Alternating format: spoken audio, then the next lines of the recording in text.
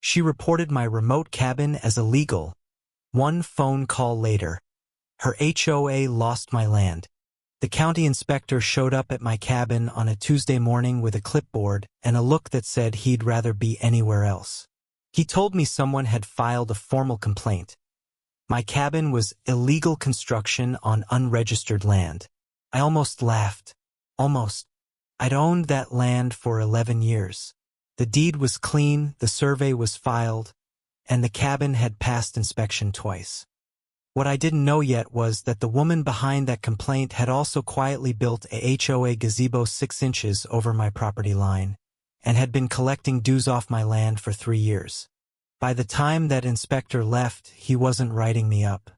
He was photographing her gazebo with a measuring tape and a very serious expression. She had no idea her own phone call had just triggered the unraveling of everything she'd built. My name is Daniel Reeves, and I'm the kind of person most people forget exists until they need something fixed.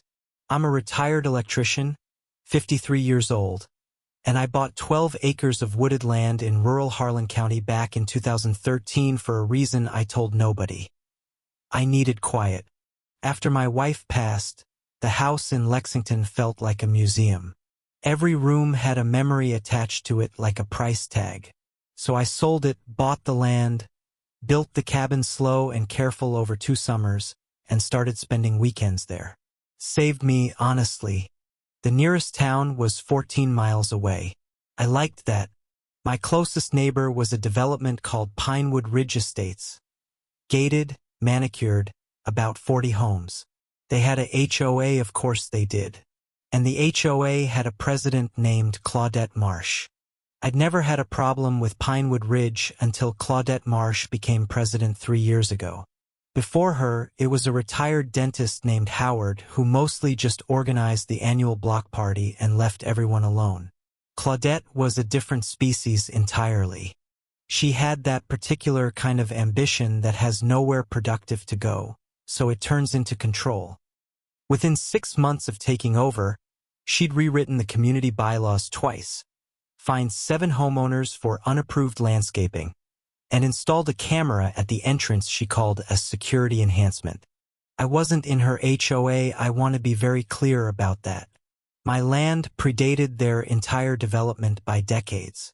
My deed was recorded in 1994 when the previous owner, a farmer named Elias Pruitt, first subdivided it. I bought my parcel from his estate in 2013. I owed Claudette Marsh nothing. But Claudette Marsh didn't see the world that way. She saw a map, and on that map, my wooded parcel sat right along the eastern edge of Pinewood Ridge, and in her mind, anything adjacent to her kingdom was subject to her authority. The first time I met her was at the county planning office. I'd gone to pull a permit for a small solar panel array on the cabin roof. She was there for something else entirely, but she spotted me, introduced herself with a handshake that felt like an inspection, and asked what property I was permitting. I told her, 12 acres, the old Pruitt parcel off Ridgeline Road. Her smile didn't waver, but something behind her eyes shifted. She said, "Oh, that area. Yes, we've been meaning to address the buffer zone situation out there." I didn't know what that meant. I should have asked. 2 weeks after that encounter, I got my first letter. It was on Pinewood Ridge HOA letterhead, signed by Claudette Marsh, president. It informed me that my structure, meaning my cabin, may be in violation of the community development guidelines for the Ridgeline Road corridor. I read that letter 3 times trying to find the part where it made sense. She had no authority over my land. 0. I wasn't a member. I hadn't signed any agreement. I wasn't in any annexation zone. I filed the letter in the drawer where I keep things I don't understand yet and went back to my weekend. A month later, another letter. This one cited something called the 2019 Harlan County Rural Aesthetics Ordinance and suggested my cabin's exterior color, a standard cedar stain, was inconsistent with the visual harmony of the corridor. It referenced Pinewood Ridge HOA as a concerned stakeholder. I called the county planning office. A woman named Sandra told me, politely, that the 2019 ordinance applied only to commercially zoned properties along state highways. My land was neither. She also told me that 2 other property owners had called about similar letters from the same HOA. I was not alone. I started paying attention after that. I drove the road along the eastern edge of Pinewood Ridge slowly one afternoon and noticed something I'd never bothered to look at before. A large wooden gazebo sitting at the edge of their common area, right where my property line should be. It was a nice structure, cedar posts, composite roof, a little flagstone path leading up to it. There was a brass plate on one of the posts that said Community Gathering Pavilion, dedicated 2021, Pinewood Ridge HOA. It sat maybe 15 feet inside the tree line that marked my eastern boundary. Or at least that's what I thought it was. I didn't have my survey stakes memorized. I made a mental note to pull out my original survey documents and check, but life gets in the way. I didn't pull them out for another 6 months. That would turn out to matter enormously. In the meantime, the letters kept coming. One every 5 or 6 weeks, each one a little more official looking than the last, each one citing a slightly different regulation or community standard.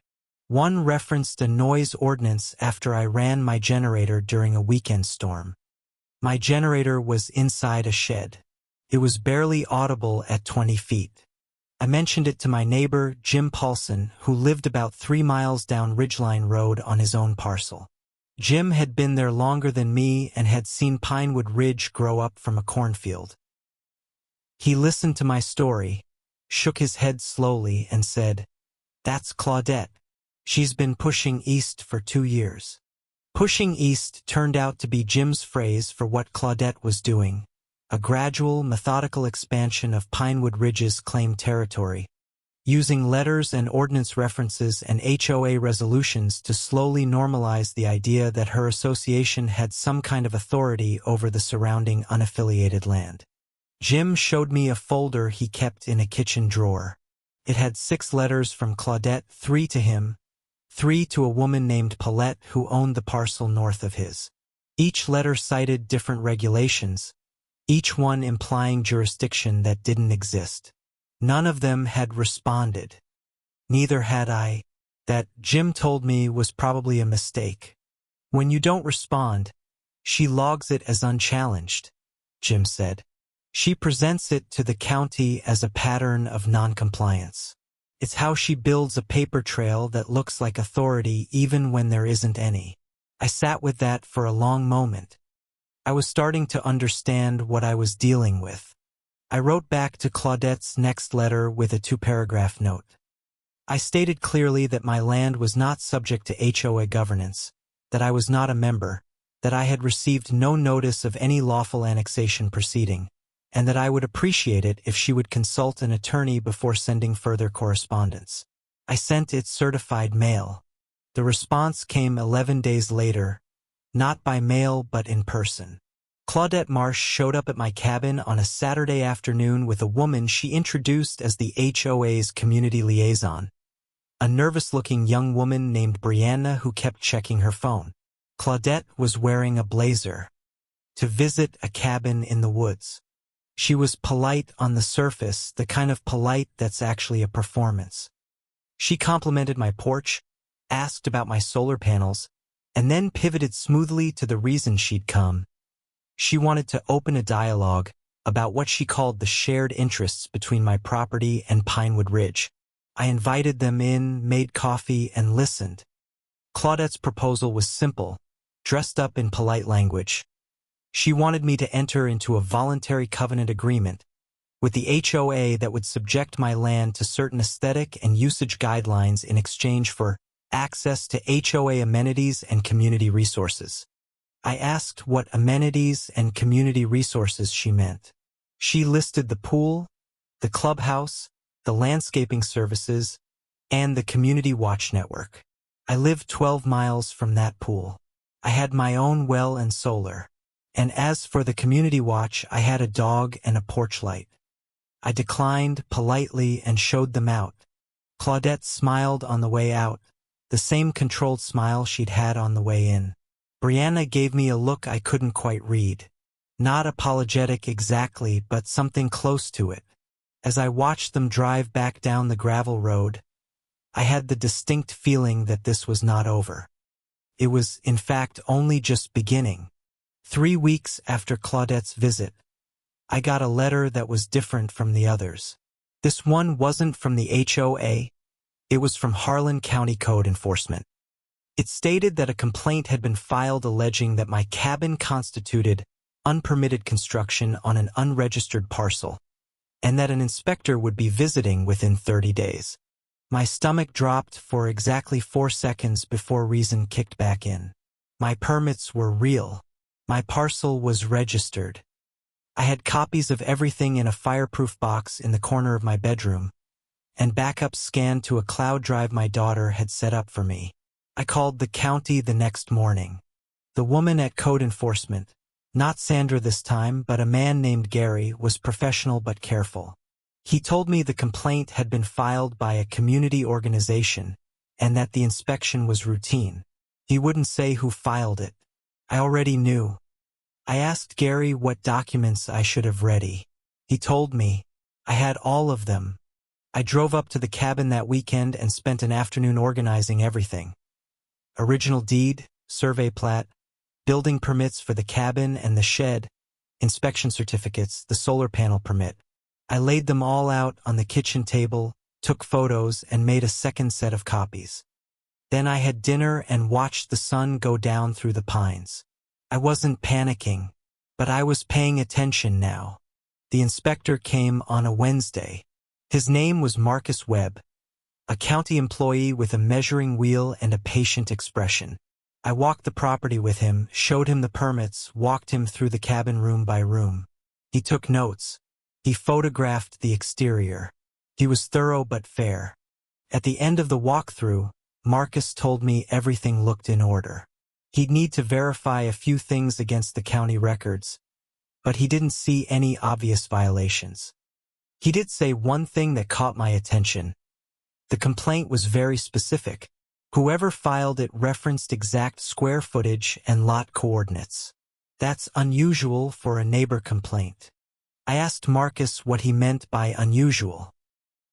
He paused, weighing his words, then said, "Most neighbor complaints are vague. There's construction going on. It looks too big." This one had measurements. Whoever filed it had access to detailed information about your parcel. Could be county records, could be a survey. He left it there. So did I. For the moment. That night, I called my daughter, Renee, who lives in Knoxville and has a practical mind and a short temper for nonsense. I told her the whole story, from the first letter to Marcus Webb's comment about the specific measurements. Renee was quiet for a moment, then said, "Dad, she's not just harassing you. She's building a case." Renee was right. That was the shift I'd been missing. Claudette wasn't just sending letters to annoy me or assert vague authority.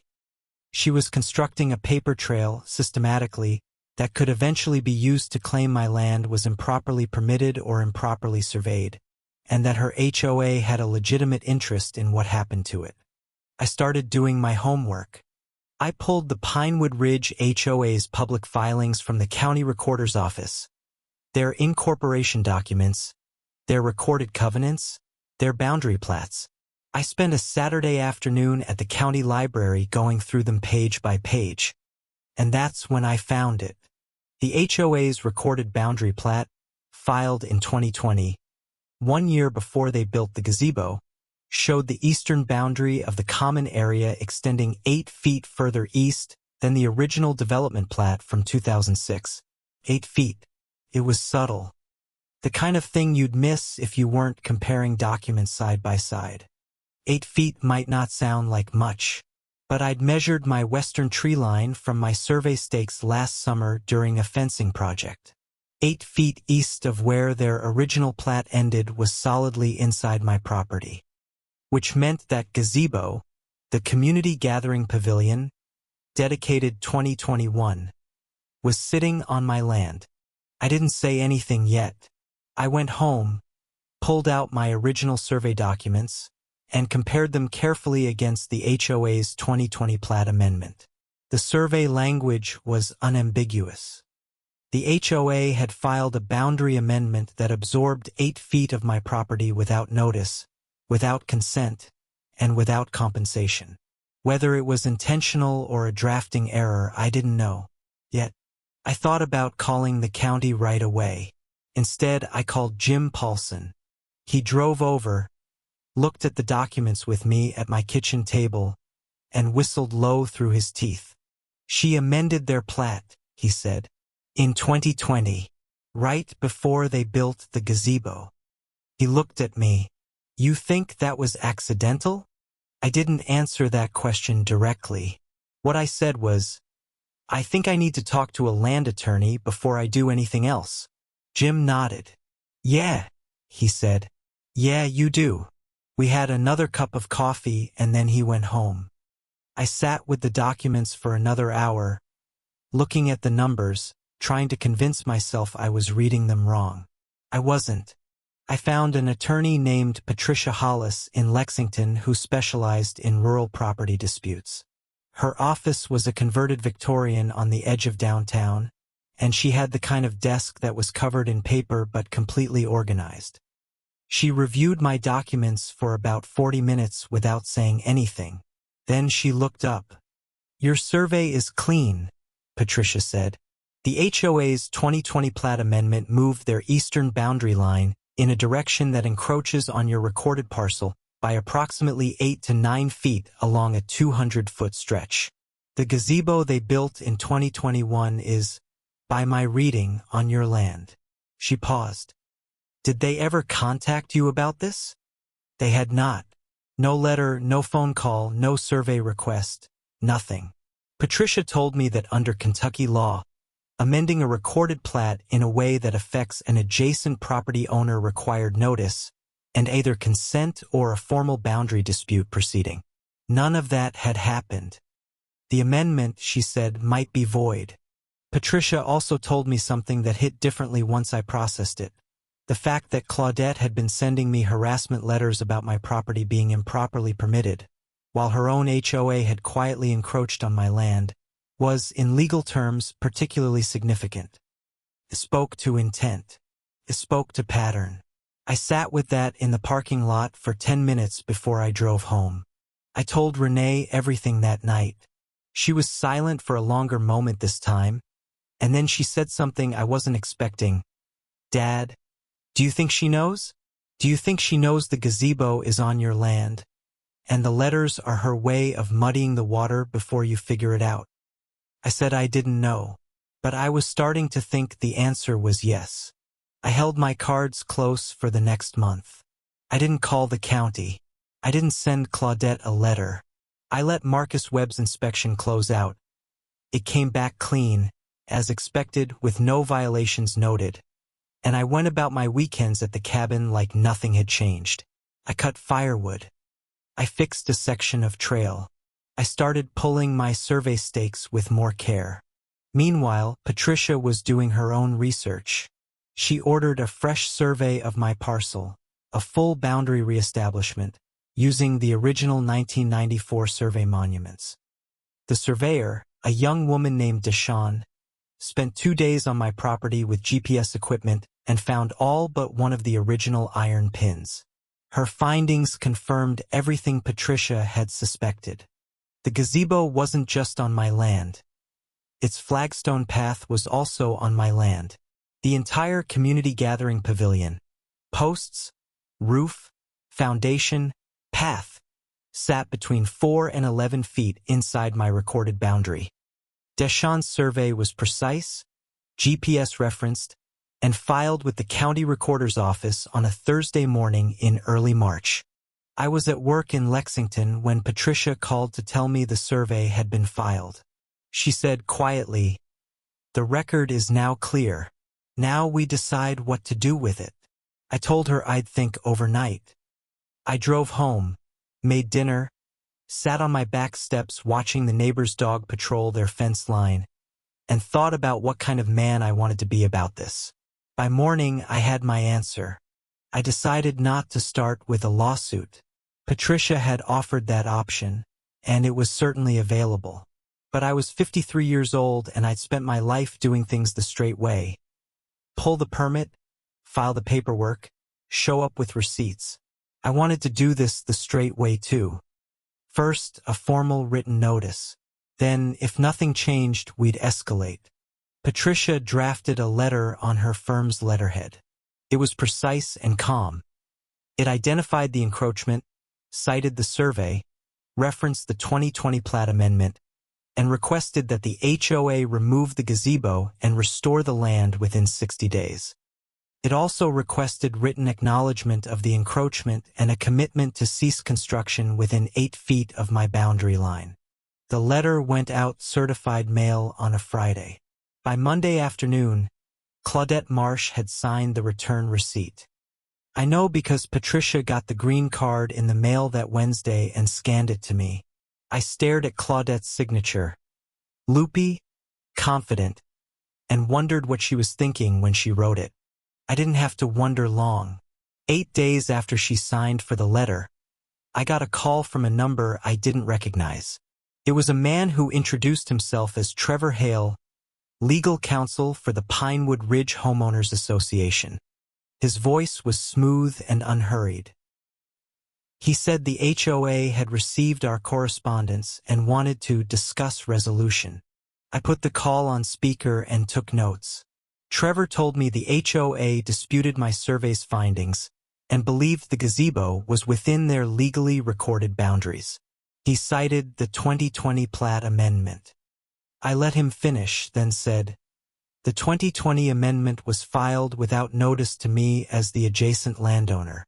That's a procedural defect under Kentucky law." There was a pause. Trevor's voice shifted slightly, still smooth, but a half-step more careful. He said the HOA would need time to review the procedural history and would get back to us within 2 weeks. I said that was fine, but the 60-day removal clock had already started. He said he understood. We ended the call. I went back to cutting firewood. While Trevor was reviewing the procedural history, Claudette made her next move. She didn't call me. She didn't send a letter through Patricia. Instead, she did something that took me several days to even realize had happened. She organized a neighborhood meeting at the Pinewood Ridge Clubhouse and presented my parcel as a code compliance concern to her community.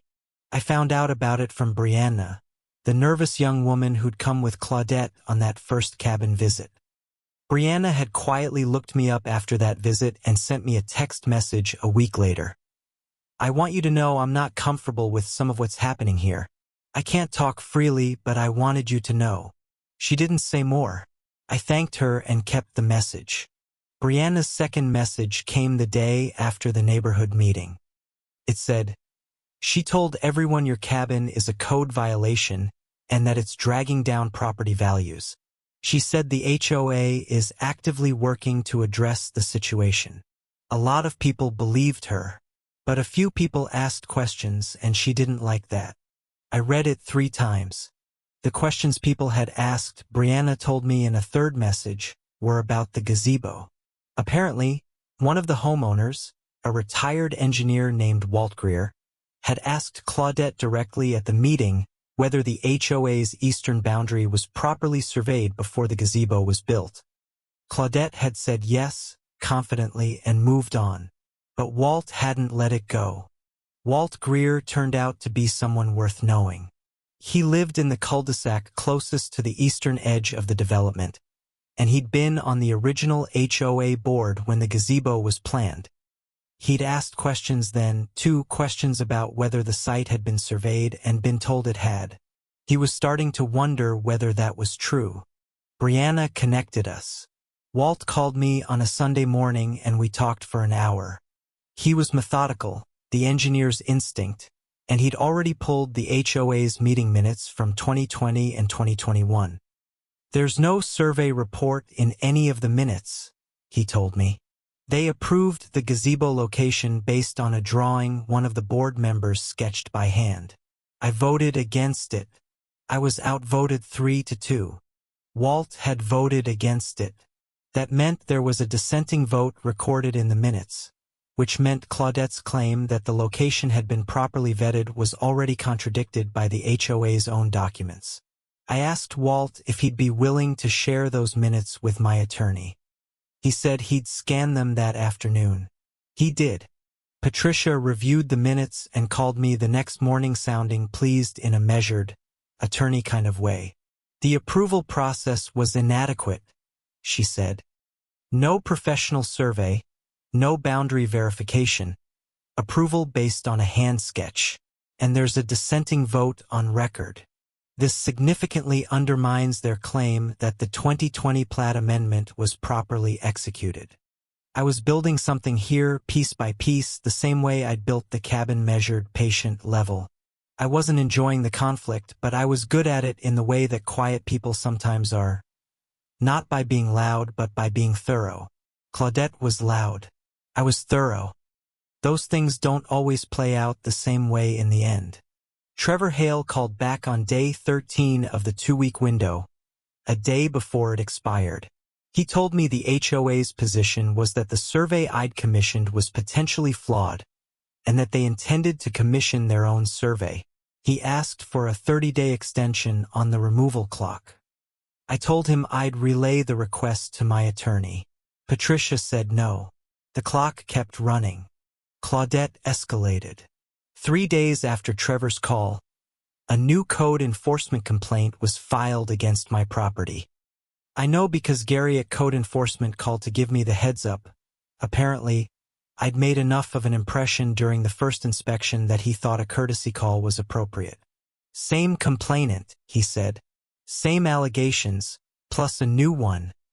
Unpermitted electrical work. My electrical work was not unpermitted. I was a licensed electrician for 30 years.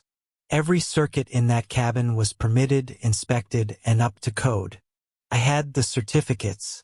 I thanked Gary, called Patricia, and told her what had happened. Patricia was quiet for a moment, then said, "She's trying to generate noise. Make the county think there's a real problem. It's a pressure tactic." I understood pressure tactics. I'd worked union jobs for 3 decades. I'd seen management use every version of them. The key was to not let the pressure change your behavior, to keep doing the right thing, keep documenting, keep moving forward. I scheduled the second inspection for the earliest available date and spent that weekend making sure every single wire in that cabin was exactly as permitted. The second inspection came back clean. Gary sent the report himself. No violations, no deficiencies, no findings. I scanned it and sent it to Patricia. She added it to the file. The file was getting thick. That was actually fine with me. Every document in it told the same story. I was doing things right. Claudette was doing things wrong. Meanwhile, something was happening inside Pinewood Ridge that I only learned about in fragments, through Brianna's occasional texts and one long call with Walt. Claudette had convened an emergency board meeting, the 4th in 6 months, and pushed through a resolution authorizing the HOA to pursue all legal and administrative remedies to protect community interests in the Ridgeline corridor. That resolution authorized spending HOA funds, homeowner dues, on what was essentially a legal campaign against me. The vote was 3-2 again, with Walt and another board member named Sandra Cho dissenting. Walt told me Sandra had said at the meeting, "We should not be spending our neighbor's money on a boundary dispute that we caused." Claudette had overruled the objection procedurally. Walt was furious. Walt and Sandra weren't alone. Brianna told me that several homeowners had started asking questions about where their dues were going. The HOA's monthly newsletter had mentioned legal expenses related to community boundary matters without explanation. People were doing the math. A few of them were unhappy, but Claudette had a gift for narrative control. At the next general meeting, she presented the situation as a defensive action. An outside landowner was threatening community assets, and the HOA was bravely protecting the investment every family here has made. She had slides. She had a timeline. She had Trevor Hale on the phone for 5 minutes explaining the legal rationale. It was impressive theater. I wasn't there, obviously, but Brianna attended and sent me a summary that night. She wrote, "Most people don't know the details. They just see a confident woman with slides saying she's protecting them." A few people looked skeptical. Walt tried to speak and she cut the mic. That last sentence stopped me. She cut the mic. In a community meeting. At a homeowners association in rural Kentucky. Walt confirmed it. He told me Claudette had a new policy. She'd written it into the meeting procedures over the summer. That board members may not use community meeting time for personal agendas without prior approval from the president. He'd raised his hand to speak about the boundary survey issue. She'd ruled it out of order and moved on. He'd sat back down, jaw tight, and taken notes. I sat with all of this information and felt something I hadn't expected to feel. Not anger exactly, but a kind of clarity. This wasn't just about my cabin or a gazebo or 8 feet of land anymore. This was about a person who had built a small system of control around her and was now trying to use it against me to cover up what that control had already done. And the people inside that system were starting to notice. Patricia filed our response to Trevor Hale's continued stalling. A formal demand letter notifying the HOA that if the gazebo was not removed by the 60-day deadline, we would file a lawsuit for trespass, encroachment, and unjust enrichment. We also notified Trevor that we had obtained the HOA meeting minutes from 2020 and 2021 and were prepared to use them in litigation. The mention of the meeting minutes changed the temperature. Trevor called Patricia the same day the letter arrived and spent 20 minutes telling her the minutes were internal HOA documents not subject to third-party disclosure. Patricia told him the minutes had been provided voluntarily by a current board member with standing to do so. Trevor got quiet for a moment and then said he'd call back. He called back 2 days later with a proposal.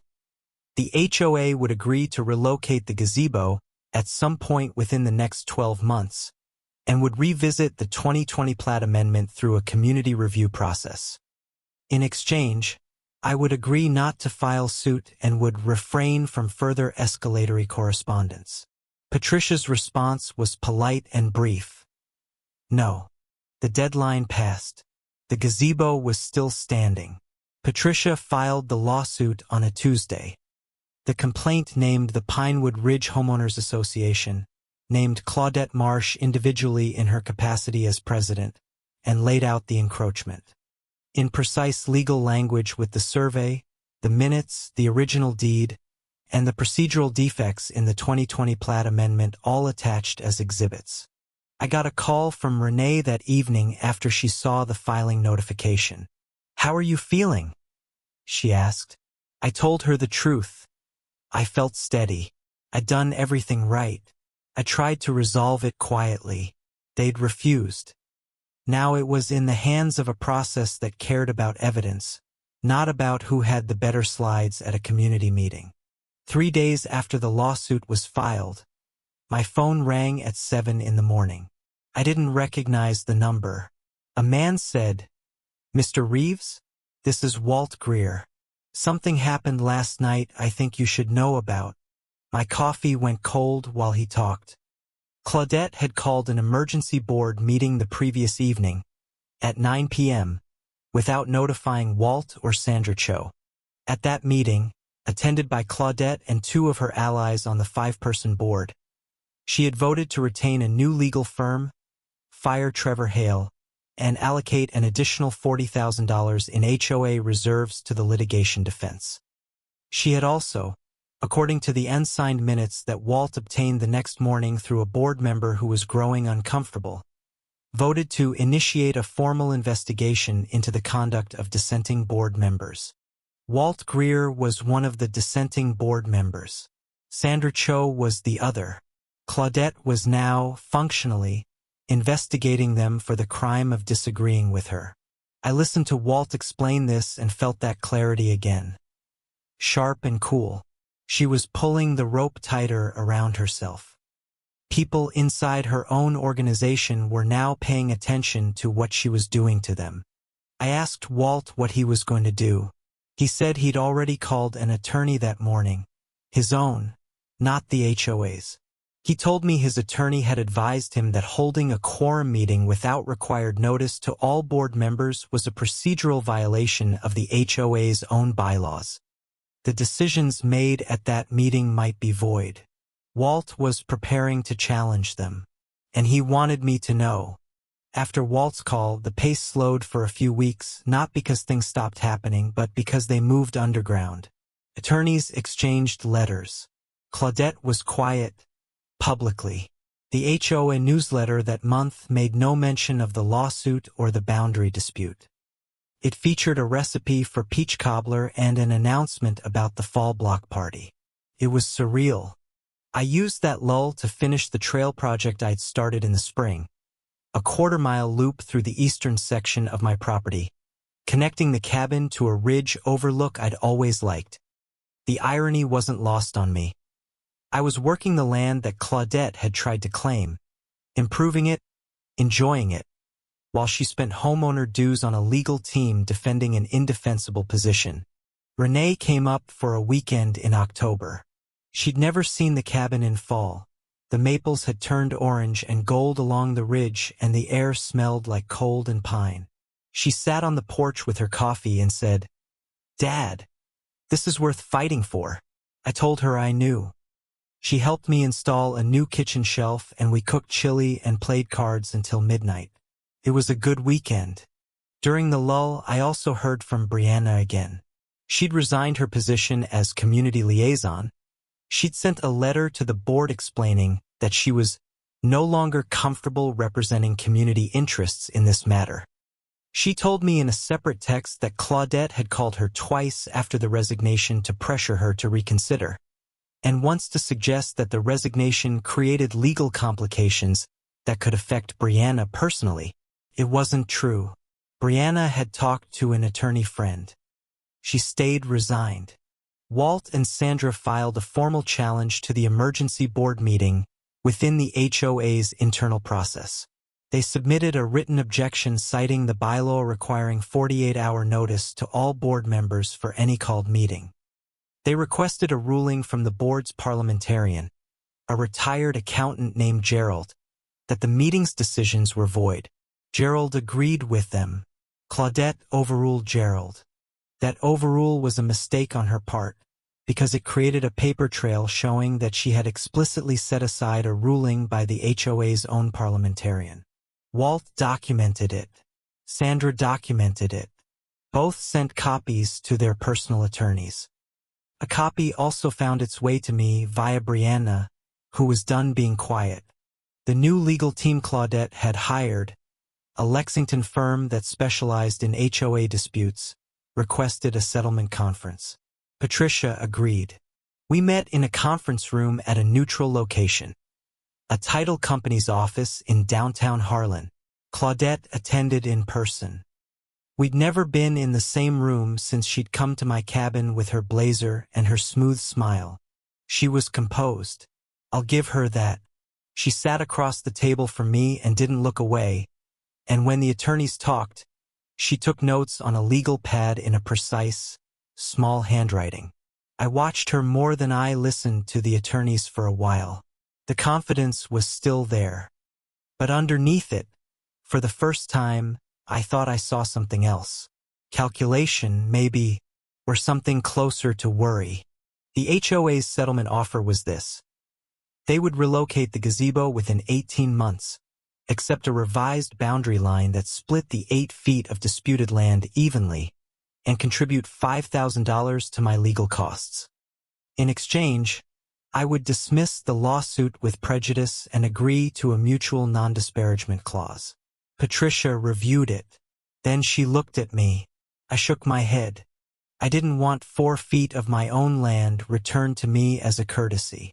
I wanted all of it. I wanted the correct boundary line, and I wanted enough acknowledgement of what had happened that it couldn't happen again. Claudette watched me shake my head, and I saw something move across her face. Just briefly, just for a second. She'd thought the settlement would work. She was recalibrating. Good. We walked out of the settlement conference without a deal. The HOA's attorneys looked frustrated. Claudette's expression had closed down completely, the mask fully on, and she walked to her car without looking back at me. I drove home on the long road through the county, windows down, thinking. The quiet told me what I already knew. We were heading toward something bigger. Patricia called that evening. She told me the conference had actually been valuable, not for settlement purposes, but because of what the HOA's team had revealed during the discussion. They clearly had not obtained their own independent survey. They were still relying on the 2020 Platt Amendment as their primary defense. That amendment was their weakest link, and they were leaning on it. Over the next 2 weeks, I let myself rest. I took a Friday off work and drove up to the cabin alone. I sat on the porch for 4 hours doing absolutely nothing except drinking coffee and watching a pair of red-tailed hawks work the thermals above the ridge. I needed to remember why this mattered. The land was the reason, not the fight. The land. Walt Greer called me one evening during this quiet period and said something I've thought about many times since. "Daniel," he said, "I've lived in that development for 12 years, and I've watched 3 different people try to stand up to Claudette in some way or another. Every one of them backed down. Not because she was right, because it got exhausting." He paused. "You haven't backed down." I said I wasn't planning to. Renee sent me a voice memo that week. She does that instead of texting when she has something longer to say. She said, "Dad, I've been reading everything you've sent me about this, and I want you to know that what you're doing matters beyond just your cabin. There are other people in that HOA who are scared of that woman, and watching you not be scared might be the thing that changes that." I saved the voice memo. I still have it. The lawsuit moved into the discovery phase in November. Patricia sent document requests to the HOA. Meeting minutes for the past 5 years, financial records related to the gazebo construction, all communications between Claudette and any county official or attorney regarding my property, and the original site documents for the gazebo. The HOA's response was late by 10 days and incomplete. Patricia filed a motion to compel. The judge, a county circuit judge named Harriet Bolin, who had a reputation for impatience with discovery games, granted it and added a sanctions warning. The HOA had 30 days to produce the full document set or face financial penalties. The new legal team was more thorough than Trevor Hale had been, but they were working with material that was getting harder to defend. The documents arrived 2 days before the deadline. Patricia went through them over a weekend and called me Sunday evening. Her voice had that measured quality that meant she'd found something significant. "Daniel," she said, "there's an email chain." I poured a glass of water and sat down. The email chain was from February 2020, 8 months before the Platt Amendment was filed. It was between Claudette and the HOA's then attorney, a man named Phil Garvey who had since retired. In it, Claudette explicitly asked whether the HOA could adjust our eastern boundary to accommodate the pavilion footprint without notifying the adjacent landowner. Phil Garvey's response, and Patricia read it to me slowly, was, "Technically, the amendment process doesn't require adjacent owner consent if framed as a correction rather than an expansion. However, I would strongly advise against this approach as it creates significant legal risk if challenged." Claudette's reply, "Understood. Let's proceed with the correction framing." I sat with that for a long time after I hung up with Patricia. Let's proceed with the correction framing. She had known. She had been told it was a legal risk. She had done it anyway and then spent 2 years sending me letters about my property being non-compliant while sitting on that email. The clarity I'd been carrying this whole time sharpened into something colder and harder. Patricia filed the email chain as supplemental evidence. She also filed a motion requesting that the court allow her to add a claim of fraudulent misrepresentation, specifically, that the HOA had knowingly filed a false boundary amendment while representing it as a routine correction. Judge Bolin granted the motion in a 3-paragraph order that did not sound sympathetic to the HOA. Now the HOA's new legal team had a problem that was qualitatively different from a surveying dispute. This wasn't our line versus your line. This was documented evidence that their client's president had been advised the approach was legally risky and had explicitly directed them to proceed anyway. They filed a motion to exclude the email chain. Judge Bolin denied it. Claudette made her first real mistake in terms of public behavior around this time.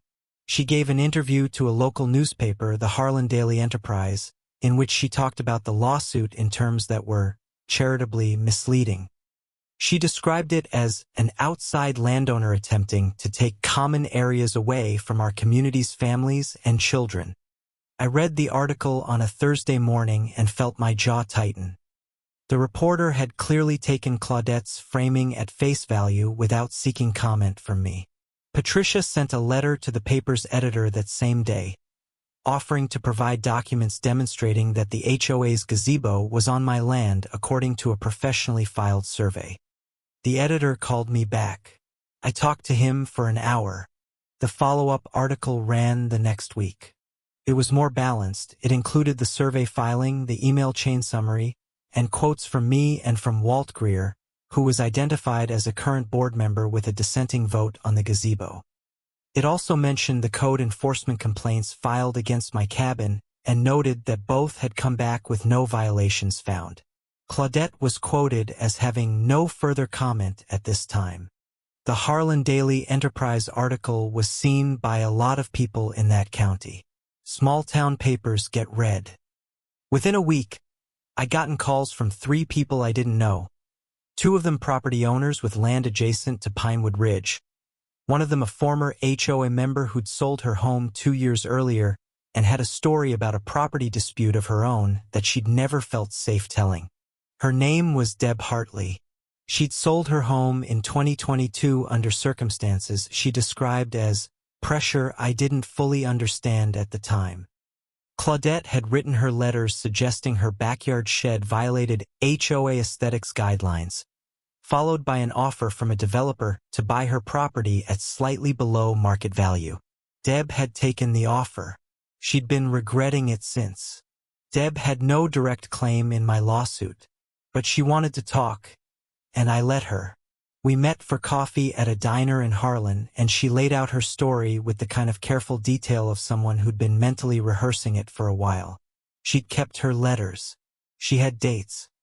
She even had a note from the developer who'd bought her place. It was connected to a real estate LLC whose registered agent, she'd recently discovered, was Claudette's brother-in-law. That was new information that changed the shape of what I was looking at. I wasn't dealing with a HOA president who was territorial. I might be dealing with a HOA president who was using her position to systematically pressure adjacent landowners into selling, potentially for the financial benefit of people she was connected to. I took Deb's contact information and called Patricia that afternoon. Patricia listened carefully and then said, "That's a different case. That's potentially a RICO pattern or at minimum a fraudulent scheme. It doesn't change your lawsuit, but it changes what this story might become if the right people start asking questions." She mentioned that she knew a county attorney who'd been looking at HOA-related complaints in the region. She asked if she could make a call. I said yes. The county attorney's name was Marcus Drake. He was 39, methodical, and had been watching Pinewood Ridge HOA for 18 months based on an earlier complaint from a different property owner. When Patricia reached out, he already had a file with my name in it. He'd pulled my code enforcement complaints as part of his background research. We had a 3-way call that lasted 90 minutes. Marcus told us he wasn't in a position to take formal action yet, but that the information about Deb Hartley and the developer LLC was significant. He asked if we'd be willing to compile everything, letters, emails, survey, the newspaper article, Deb's documentation, into a single organized packet. Patricia and I spent a weekend doing exactly that. It was 43 pages long. While all of this was happening quietly in the background, Claudette escalated again. She filed a complaint with the Kentucky Real Estate Commission alleging that Deshawn, my surveyor, had failed to meet professional standards in conducting the boundary survey. The complaint was detailed and technical, and it clearly had input from someone with surveying knowledge. It wasn't Claudette's expertise alone. Deshawn called me when she received notice of the complaint. She was professional about it. Surveyors deal with disputed findings occasionally, but she was also clearly angry. "I know my work," she said. "Every pin we found was corroborated by 2 independent GPS readings. This complaint is nonsense, and it's designed to make me spend time and money defending myself rather than doing my job." She was right on both counts. Patricia filed a response with the Real Estate Commission on Deshawn's behalf, submitting the GPS data, the field notes, and the cross-reference with the original 1994 survey monuments. She also submitted the email chain showing Claudette had been warned against proceeding with the boundary amendment. The commission investigator, she told me later, had called it one of the most thoroughly documented surveys I've reviewed. The complaint against Deshawn was dismissed within 6 weeks. But that wasn't the point. The point was that Claudette had used the complaint process as a weapon, not to actually prove wrongdoing, but to create delay, distraction, and cost for someone who was helping me. It was the same strategy she'd used with my 2 code enforcement complaints. Generate noise, create friction, hope the target gets tired. I didn't get tired, but I did get angry in the controlled, focused way that I find useful. I documented the complaint against Deshawn carefully, including the timeline showing it was filed 5 days after our failed settlement conference. Patricia added it to the evidence file. It was starting to look less like a boundary dispute and more like a deliberate campaign of obstruction. December came cold and early that year.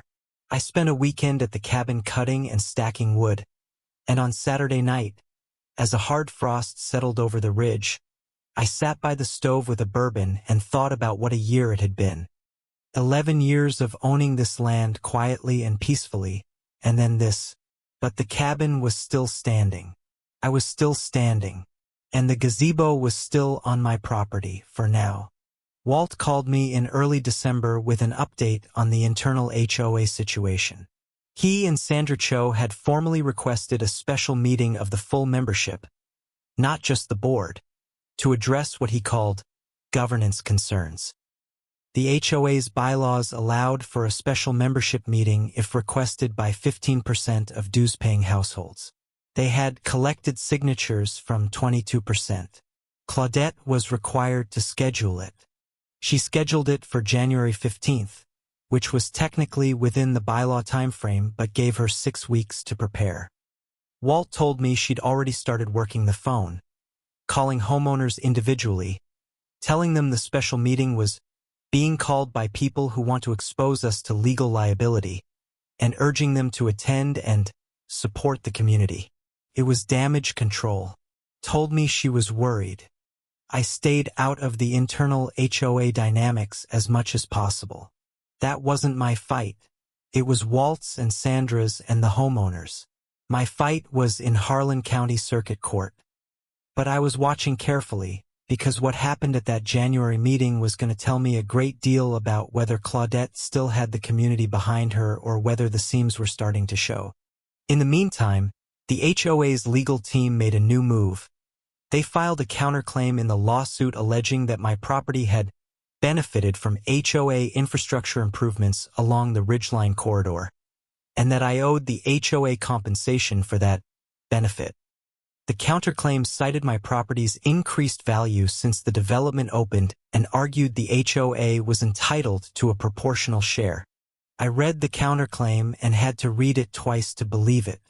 They were arguing, essentially, that because my land had gone up in value as a byproduct of their development, which I had never asked for and never consented to, I owed them money, while they were simultaneously encroaching on my property without consent. The circularity of it was almost impressive. Patricia's response was a motion to dismiss. Judge Boland dismissed the counterclaim in a ruling that was, by judicial standards, pointed.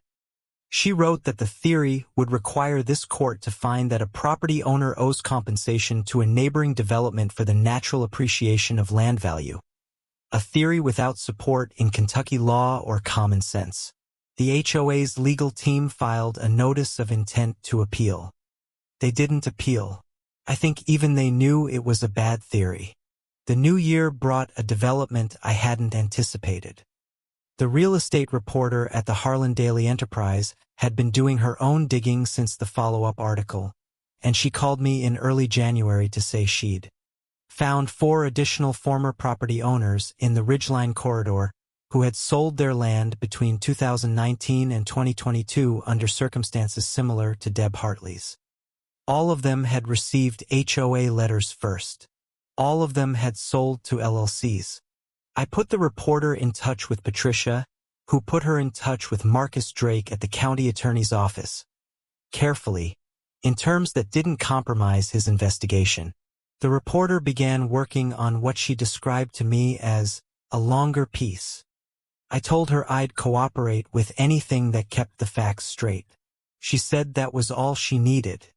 Walt's special meeting happened on January 15th. It was a Thursday evening, held in the Pinewood Ridge Clubhouse, which I'm told seated about 80 people and was nearly full. Walt had prepared a presentation, 20 minutes, tight, factual, covering the boundary encroachment, the email chain, the dismissed code enforcement complaints against me, the dismissed complaint against my surveyor, and the cost of the litigation so far, $63,000 in HOA funds. Claudette had prepared her own presentation. She went first by parliamentary procedure as president. She framed everything in terms of community protection, outside threats, and legal necessity. She had charts. She had a graphic showing a map of the disputed zone that, Walt later told me, placed my property boundary in a location that contradicted both surveys. She did not mention the email chain. Walt's turn came 40 minutes in. He stood up and presented the timeline, the documents, the email where Phil Garvey had told Claudette the approach was legally risky, and she'd said, "Let's proceed." The room went quiet in the way that rooms go quiet when people are genuinely absorbing new information rather than waiting for their turn to talk. Claudette interrupted twice. The parliamentarian, Gerald, the retired accountant, ruled her out of order both times. His small revenge. The Q&A session lasted an hour. Homeowners asked about the $63,000, about the counterclaim, about what would happen if the court ruled against the HOA. They asked about insurance coverage and about individual liability for board decisions. Claudette answered the questions about money with careful optimism. She had no good answer for the individual liability question. Walt answered it instead, quietly and accurately. I got a text from Brianna at 11 p.m. that night. It didn't go well for her. People are scared about their money. Walt was calm and she looked rattled for the first time I've ever seen. I don't think tonight changed everything, but I think it cracked something. I read it sitting in my kitchen in Lexington and felt the particular satisfaction of someone who has been patient for a long time. 2 days after the special meeting, Claudette filed her third code enforcement complaint against my property. This one alleged that my new trail, the quarter-mile loop I'd built to the ridge overlook, was an unpermitted commercial trail open to public use that violated rural zoning ordinances.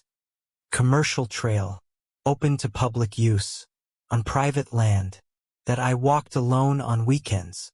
Gary at Code Enforcement called me before I'd even seen the complaint.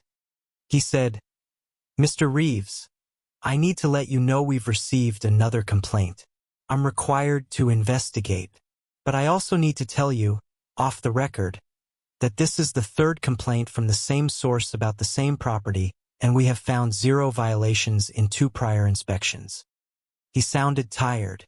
I told him I appreciated the call. The trail inspection was scheduled for a Friday. I drove up Thursday evening, spent the night, and walked the trail myself in the morning before the inspector arrived. It was exactly what it was. A footpath through private timberland, marked with hand-cut blazes on trees, leading to a ridge with a view I liked. No signs, no amenities, no public access whatsoever. Just a trail. The inspector who came was not Marcus Webb this time.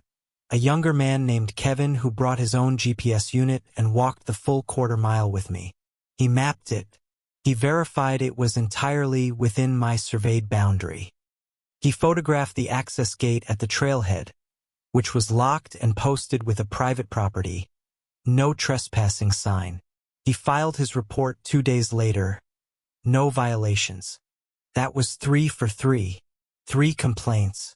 3 inspections. 0 violations. Patricia filed a motion in the existing lawsuit requesting that the court take note of what she called a pattern of bad faith regulatory harassment. 3 consecutive meritless complaints filed by the HOA president against the opposing party in pending litigation. Judge Boland's response was to schedule a hearing on the matter for the following month. Claudette hired a PR firm. I found out because Brianna, who by now was sending me updates from outside the community entirely, texted me a screenshot of a private Facebook group for Pinewood Ridge residents.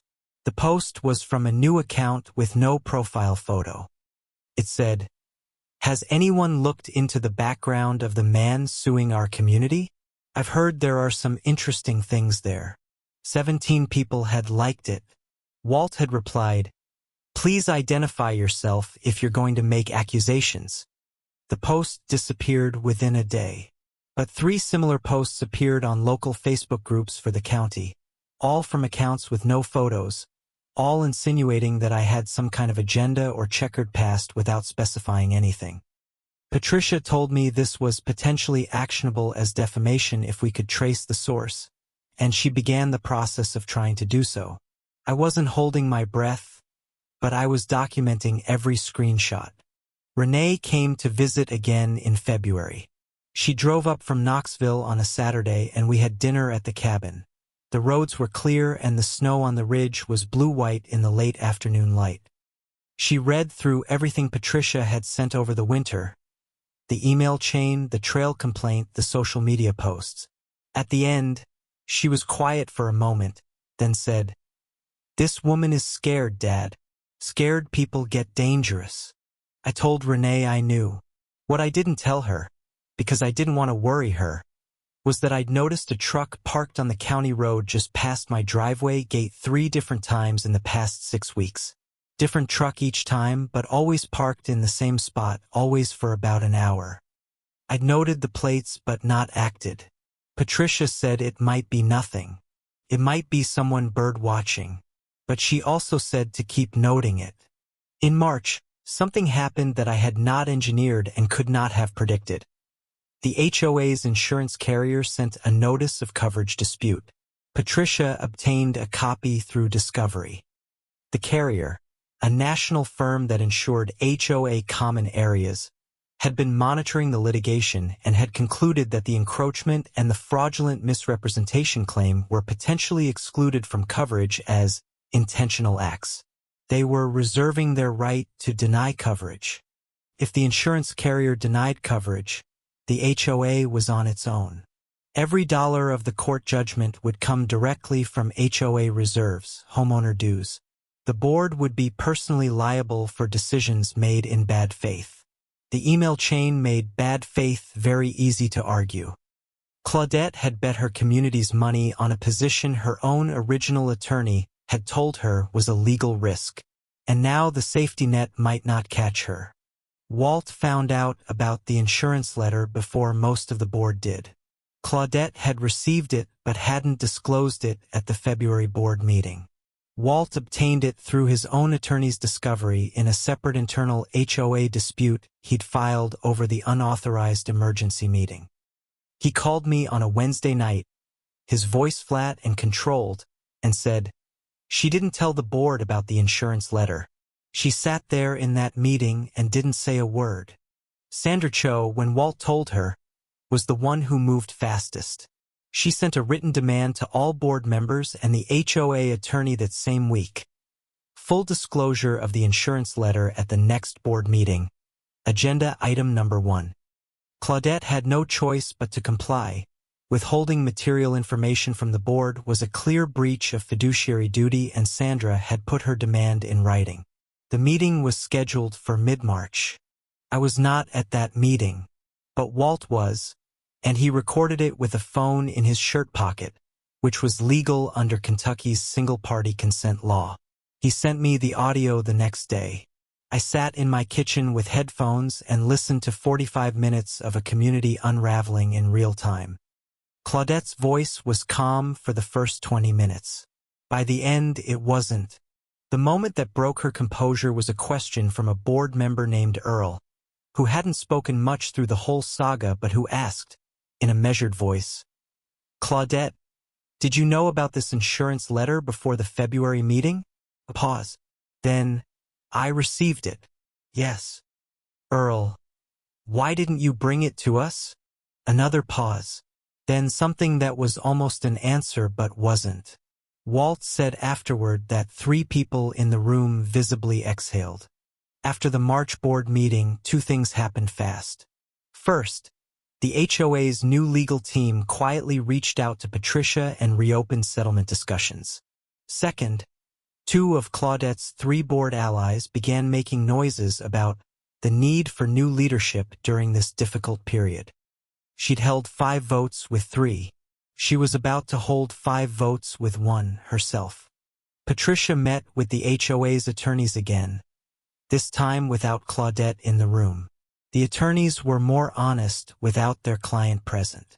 They told Patricia, off the record, that they were advising their client to settle before trial.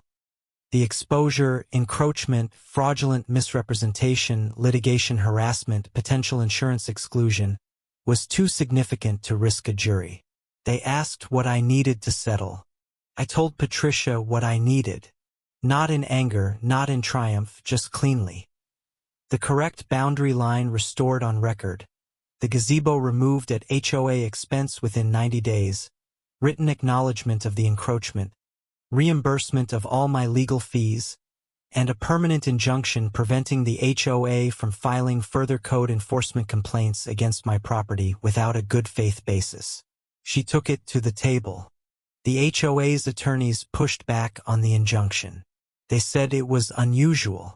Patricia reminded them that Judge Bolin had already heard a motion about a pattern of meritless complaints and had scheduled a hearing. The injunction was likely coming from the court regardless. They could accept it in a settlement or have it imposed. They went to consult their client. Claudette rejected the settlement terms. She called them punitive and designed to humiliate the community. Her attorneys, to their credit, pushed back. They told her, in writing, in an email that would later come out in discovery for a separate proceeding, that the terms were reasonable given the evidence and that proceeding to trial was not in the client's best interest. She overruled them and demanded trial. Her attorneys withdrew from the case 2 weeks later. In their notice of withdrawal, they cited irreconcilable differences regarding case strategy. The HOA was now without legal representation, with a trial date 4 months away and an evidence record that included a damning email chain, 3 dismissed code complaints, a dismissed complaint against my surveyor, anonymous social media posts being investigated for defamation, and an insurance carrier potentially walking away from coverage. Walt called me the night after the withdrawal notice was filed and said, "I don't know whether to feel sorry for her or be furious with her for doing this to all of us." I said I understood the impulse toward both. Walt said he'd made a decision. He was going to formally call for a recall vote of the HOA president. The bylaws allowed it. He had the signatures. Sandra was co-sponsoring it. They were done waiting. The recall petition required 30% of dues-paying households. Walt and Sandra collected signatures from 44% in 9 days. Claudette received the petition on a Tuesday. Under the bylaws, she had 10 days to either resign or submit to a recall vote at a special meeting. She did not resign. She requested the meeting. The recall meeting was scheduled for April 12th. In the 18 days between the petition delivery and the meeting, Claudette attempted 3 things. She reached out to individual homeowners to ask them to withdraw their signatures. She sent a letter to all residents, claiming the lawsuit was nearly settled on favorable terms, and she quietly reached out to Patricia, directly, not through an attorney, to ask if I would accept a reduced settlement in exchange for supporting her publicly. Patricia forwarded me the message Claudette had sent. I read it carefully. It was written in the same controlled prose she'd used in every letter, every meeting, every public statement. But this one had something the others hadn't, a vulnerability in the phrasing that she usually kept hidden. She wanted to survive. She was asking for help surviving. I told Patricia to decline and not to respond further. I thought about that message for a while afterward. Not with sympathy exactly, she had done too much for that, but with something more complicated. I'd watched her operate from behind my trees and through documents and through the stories other people told me, and I'd seen a person who'd built a whole identity out of being in control. Now the control was gone. I thought about what that must feel like. Then I thought about Deb Hartley selling her house under pressure. I let it go. The day before the recall meeting, something happened that nobody had planned.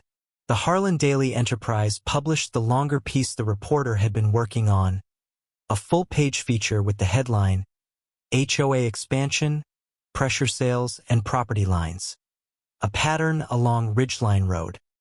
It named Claudette Marsh. It named the developer LLC. It named Claudette's brother-in-law as registered agent. Quoted Deb Hartley. Quoted me. Quoted Walt and Sandra. The article ran on a Monday. The recall meeting was Tuesday evening. I don't know how many Pinewood Ridge residents read that article before they walked into the clubhouse. But I know the room was standing room only, with people I'm told had never attended an HOA meeting in their lives. Claudette was there, at the president's table, with her legal pad and her controlled expression. And for the first time, from what I was told, her hand was not entirely steady. I wasn't there, but I heard about it from Walt that night and from Brianna the next morning and from a woman named Carol who'd lived in Pinewood Ridge for 8 years and called me out of the blue because she'd gotten my number from the newspaper reporter. The picture they painted was the same from 3 different angles. A room full of people who were done being managed. The vote was 61% in favor of recall. Claudette Marsh was removed as president of the Pinewood Ridge HOA by a majority vote of her own community. Under the bylaws, the removal was immediate. Walt Greer, as the senior dissenting board member, was named interim president pending an election. Claudette sat at the president's table until the vote was announced, then stood, gathered her legal pad, and walked out without saying a word. Walt called me at 10 that night. He sounded tired in the way of someone who's been carrying something heavy and has just put it down. "It's done," he said. "She's out." I said thank you. He said no thank you. I poured the last of a bottle of bourbon I'd been saving and sat with it for a while in my kitchen in Lexington.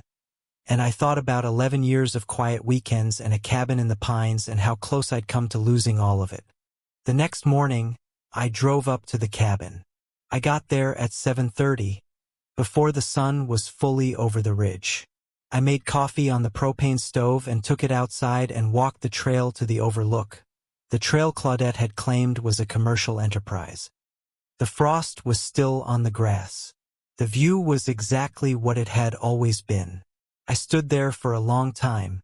The HOA, under Walt's interim leadership, reached out to Patricia within 48 hours. Walt had been briefed on the litigation in full, and he came to the table with a clear directive from the new board majority. Settle it fairly and quickly. The HOA had spent $71,000 defending an indefensible position. They were not going to spend more. Patricia and Walt's attorney worked through the weekend. Claudette, meanwhile, was not quiet. She was no longer HOA president, but she was still a Pinewood Ridge homeowner, and in the days after the recall she sent a series of emails to the community listserv. Emails that were forwarded to me by 3 separate people, claiming she had been politically targeted and that the settlement would destroy the community's assets. Walt had the listserv moderation access now. After the 3rd email, he suspended her posting privileges. She retaliated by posting on public Facebook pages. By this point, the anonymous social media accounts that Patricia had been tracing had been linked by a tech-savvy homeowner named Pete, who I never met but would very much like to shake hands with, to an IP address that matched Claudette's home Wi-Fi. Patricia added this to the defamation investigation. Claudette's attorney, a new one she'd retained personally after the HOA's firm withdrew, sent a cease and desist. Patricia sent one back. The settlement was finalized in late April. The terms were exactly what I'd asked for. Full boundary restoration on the county record, gazebo removal within 90 days at HOA expense, written acknowledgement of the encroachment signed by the interim board, reimbursement of $34,800 in legal fees, and the injunction. Judge Bolin approved it. The case was closed. Deshawn came out the first week of May to oversee the boundary monumenting, placing new iron pins at the correct corners, GPS verified, filed with the county. She was professional and precise, and when she drove the last pin, she looked at me and said, "Now it's official. Again." I said that was the point. She smiled and packed up her equipment. The gazebo crew arrived on a Thursday in mid-May. They were a local construction company hired by the HOA, polite and efficient. They took it apart in a day and a half, roof first, then posts, then flagstone, then footings. They even rough-graded the soil where the foundation had been.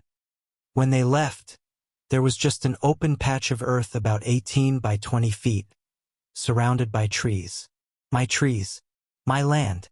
I drove out that Saturday and stood in that patch for a long time. The soil had the soft, slightly disturbed look of ground that had been covered for a few years and was now breathing again.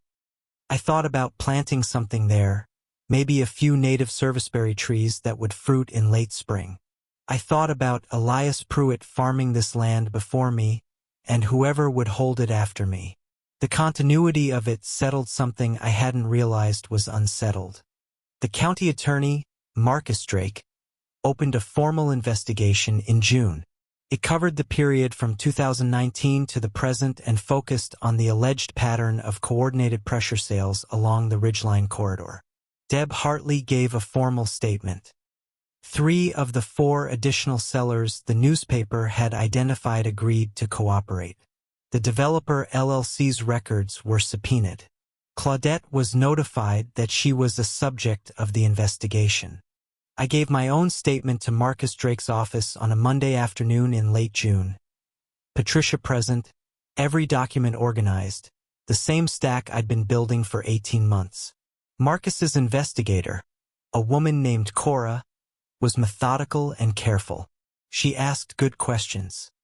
She didn't telegraph what they were looking at, but she spent 45 minutes on the 2019 timeline, the months before the first letter arrived at my door. Word of the county investigation spread through the community quickly, the way things do in small counties. I heard from Jim Paulson, who stopped by the cabin one weekend with a 6-pack and said, "People at the feed store are talking." He seemed satisfied by this. I told him I just wanted to be done with it and go back to cutting firewood. He said that sounded about right. Claudette Marsh hired a criminal defense attorney in August. The shift from civil litigation counsel to criminal defense was, in its quiet way, a statement about how serious things had gotten. I didn't feel triumph exactly, more like the particular gravity of watching consequences arrive. She'd made choices. The choices had consequences. That's not dramatic. It's just true. The civil defamation case was settled separately in September. Claudette's personal attorney negotiated a resolution that included a written retraction of the anonymous social media posts, a formal acknowledgement that the posts were false and a payment to me, which I won't disclose in full, but which more than covered my remaining costs from that part of the process. The retraction was posted publicly. She didn't write it herself, obviously. Her attorney did. Patricia closed our case file in October, 14 months after she'd taken my call from that parking lot in Lexington. She sent me a final billing summary and a short note that said, "This was one of the cleaner-cut cases I've handled. In terms of the evidence, the difficulty was entirely in the other party's refusal to accept what the evidence showed. You did everything right." I kept the note. Walt won the HOA presidential election in November by an uncontested margin. The two other candidates withdrew before the vote. His first act was to commission a professional survey of all HOA common area boundaries. His second was to restructure the HOA's governance documents to require that any plat amendment affecting adjacent property require written notice to those owners and a 30-day comment period. The barn door, finally, with a real lock on it. Sandra Cho was re-elected to the board and appointed chair of the Finance Committee. One of her first moves was to request a full audit of HOA expenditures from 2019 to the present. The audit was ongoing as of when I last heard, but preliminary findings had already flagged several expense categories that were being reviewed for appropriateness. The community had a lot of questions. Walt and Sandra were not afraid of the answers. Brianna sent me a long text in December. She said she'd started a new job in Lexington. She'd been hired by a property management company, irony of ironies, and that she felt like she could breathe again. She thanked me for not being angry at her for what she'd witnessed and said nothing about earlier. I told her she'd helped more than she probably knew. She'd been the first one to tell me something was wrong when she had every reason to stay quiet. Deb Hartley's situation did not resolve as cleanly. She couldn't undo the sale of her property. It was done, legally sound on its face, and the pressure she'd experienced was the kind that leaves no clear fingerprints. Marcus Drake's investigation was still active as of the winter. She'd gotten a consultation with a civil attorney about possible fraud claims. She was hopeful but realistic. I admired her for fighting anyway. The county investigation remained active as of the following spring. I received a letter from Marcus Drake's office in March confirming I would not be needed for further testimony at this stage. He couldn't share details, but the letter's tone told me the investigation was moving forward. Whatever happened with it, it was no longer in my hands. I'd done my part by telling the truth and keeping my documents. Jim Paulson put up a new mailbox post that spring, and I helped him cement it. We worked side by side in the afternoon sun, two older men doing a simple concrete job, and we talked about nothing important. The weather, his daughter's new baby, a good maple syrup he'd found at the farmer's market. It was the best conversation I'd had in a long time, because it was about nothing that needed to be fought over. I planted 3 serviceberry trees in May, in the patch where the gazebo had been. I dug the holes by hand, didn't feel right to use a machine for it, and I planted them a few feet apart, knowing they'd eventually touch canopy and form a small grove. Serviceberries fruit in late spring before most other things. Birds go crazy for them. Felt like the right thing to put there. My daughter visited in June, almost exactly 2 years after the first code enforcement complaint arrived. She helped me build a small bench at the ridge overlook, the end of the trail that Claudette had called a commercial enterprise. We set the bench in concrete and put it at an angle that caught the late afternoon sun. Renee sat on it when we were done and said, "Perfect." I agreed. I thought about Claudette sometimes, in the way you think about a storm that has passed. Not with ongoing anger, but with a kind of sober recognition.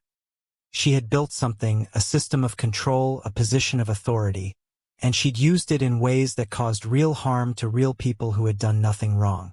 That's worth naming. The consequences she faced were proportionate to that. I don't know what she did with them internally. That's her work, not mine. What I know is that the 11 acres I own, 12 minus the 1 acre I never use anyway, are exactly what they've always been, quiet, private, mine. The deed is clean. The survey is filed. The cabin has passed inspection twice. The trail to the overlook is a footpath that nobody uses but me. The serviceberries are getting their first set of real leaves. Walt sends me a text every few months. An update on the HOA audit, a note about the new fence along the eastern boundary, once a photo of the newly planted hedgerow that replaced the gap where the gazebo had stood. We're not friends exactly, but we're neighbors in the way that matters. We respect what the other one has built and we stay on our own side of the line. I got a call from a woman in Ohio last fall. A stranger, someone who'd read the newspaper article online. She said she was having a similar problem with her own HOA and asked if I had any advice. I told her to get a land attorney immediately, to document everything, and to not back down from a fight she was in the right about. She thanked me. I gave her Patricia's contact information. The cabin is exactly what I built it to be. On the best weekends, I wake up before sunrise, make coffee in the dark, and sit on the porch until the ridgeline turns gold. The hawks are there working the updrafts. The serviceberries are coming in. There's nobody telling me what color to stain my cedar siding. The quiet I bought this land for, the quiet I built this cabin for, is exactly where I left it. I just had to fight to keep it. Title: She reported my remote cabin as illegal. 1 phone call later. Her HOA lost my land. I need to go back. Because paragraphs 101 through 200 told the story in the order it felt, the gradual build, the slow pressure, the documents. But there's a part of the story I compressed, a part one held back, because it was the part that scared me the most when it happened and the part one still don't fully know how to talk about. I'm gonna tell it now because it belongs in the record. It started in late January, 2 weeks after the special HOA membership meeting. I was at the cabin for a weekend, and on Saturday night a windstorm came through. Not unusual for that ridge in winter, but heavy, with gusts rattling the shutters and bending the pines. I went to bed and slept fine. What I found in the morning was not fine. Someone had pulled 2 of my newly placed survey pins. Not wind, the holes were clean-edged and showed tool marks. Deshawn's GPS-referenced iron pins, filed with the county, placed at the certified corners of my property. 2 of them were gone, lying in a pile of disturbed soil about 10 feet from the holes. It had been done deliberately at night, in the middle of a windstorm that would have covered the noise. I photographed everything before I touched anything. My phone time-stamped every image. I called Patricia from the porch while the morning was still cold and gray, and I made myself speak slowly and clearly even though my heart was going faster than usual. She told me not to touch the pins, not to touch the holes, and to call the county sheriff. I did all 3 things. The sheriff's deputy who came was a young man named Torres. He was professional and took it seriously. He photographed the site himself, collected the displaced pins as potential evidence, and wrote a report that noted 2 survey monuments removed from recorded boundary corners. Removal appears deliberate based on tool marks and placement of displaced pins. No signs of wind damage consistent with removal. Nobody was charged. There weren't cameras out there and no witnesses. But the removal of survey monuments is a felony in Kentucky, interference with a licensed survey. Patricia filed the deputy's report with the court alongside the defamation motion, and Judge Boland's jaw, Walt told me later, visibly tightened when she read it. I had Deshawn come back and reset the pins within the week, this time with extra depth and a witness present. I didn't tell Renee about the survey pins right away. I didn't want her to panic. I told her 2 months later, after things had settled, and she was angry. Not at me, but the kind of tight, controlled anger she saves for things that genuinely frighten her. She said, "Someone went out there in a storm in the middle of the night, Dad." I said yes. She said, "That's not a HOA president. That's someone who's lost perspective on what's real." I thought about that for a long time. I also thought about the trucks parked on the county road. After the survey pin incident, I installed 2 trail cameras, the kind deer hunters use, motion-activated, image and video. I mounted them at the entry to my driveway and at the eastern tree line near where the gazebo stood. I didn't tell anyone except Patricia. I checked the cards every weekend. For 3 weeks, nothing. Deer, a fox, a raccoon investigating my trash cans, the mail carrier's truck. Then in the 3rd week of February, the eastern camera captured something at 2:14 a.m. A figure on foot, entering from the HOA side of the tree line, moving along the boundary area with a small flashlight, then retreating. The image quality was what trail cameras are, grainy, greenish, but the figure was clearly human and clearly purposeful. I sent the footage to Patricia. She sent it to the sheriff's office, which sent it to a state police digital forensics unit because the county didn't have that capability.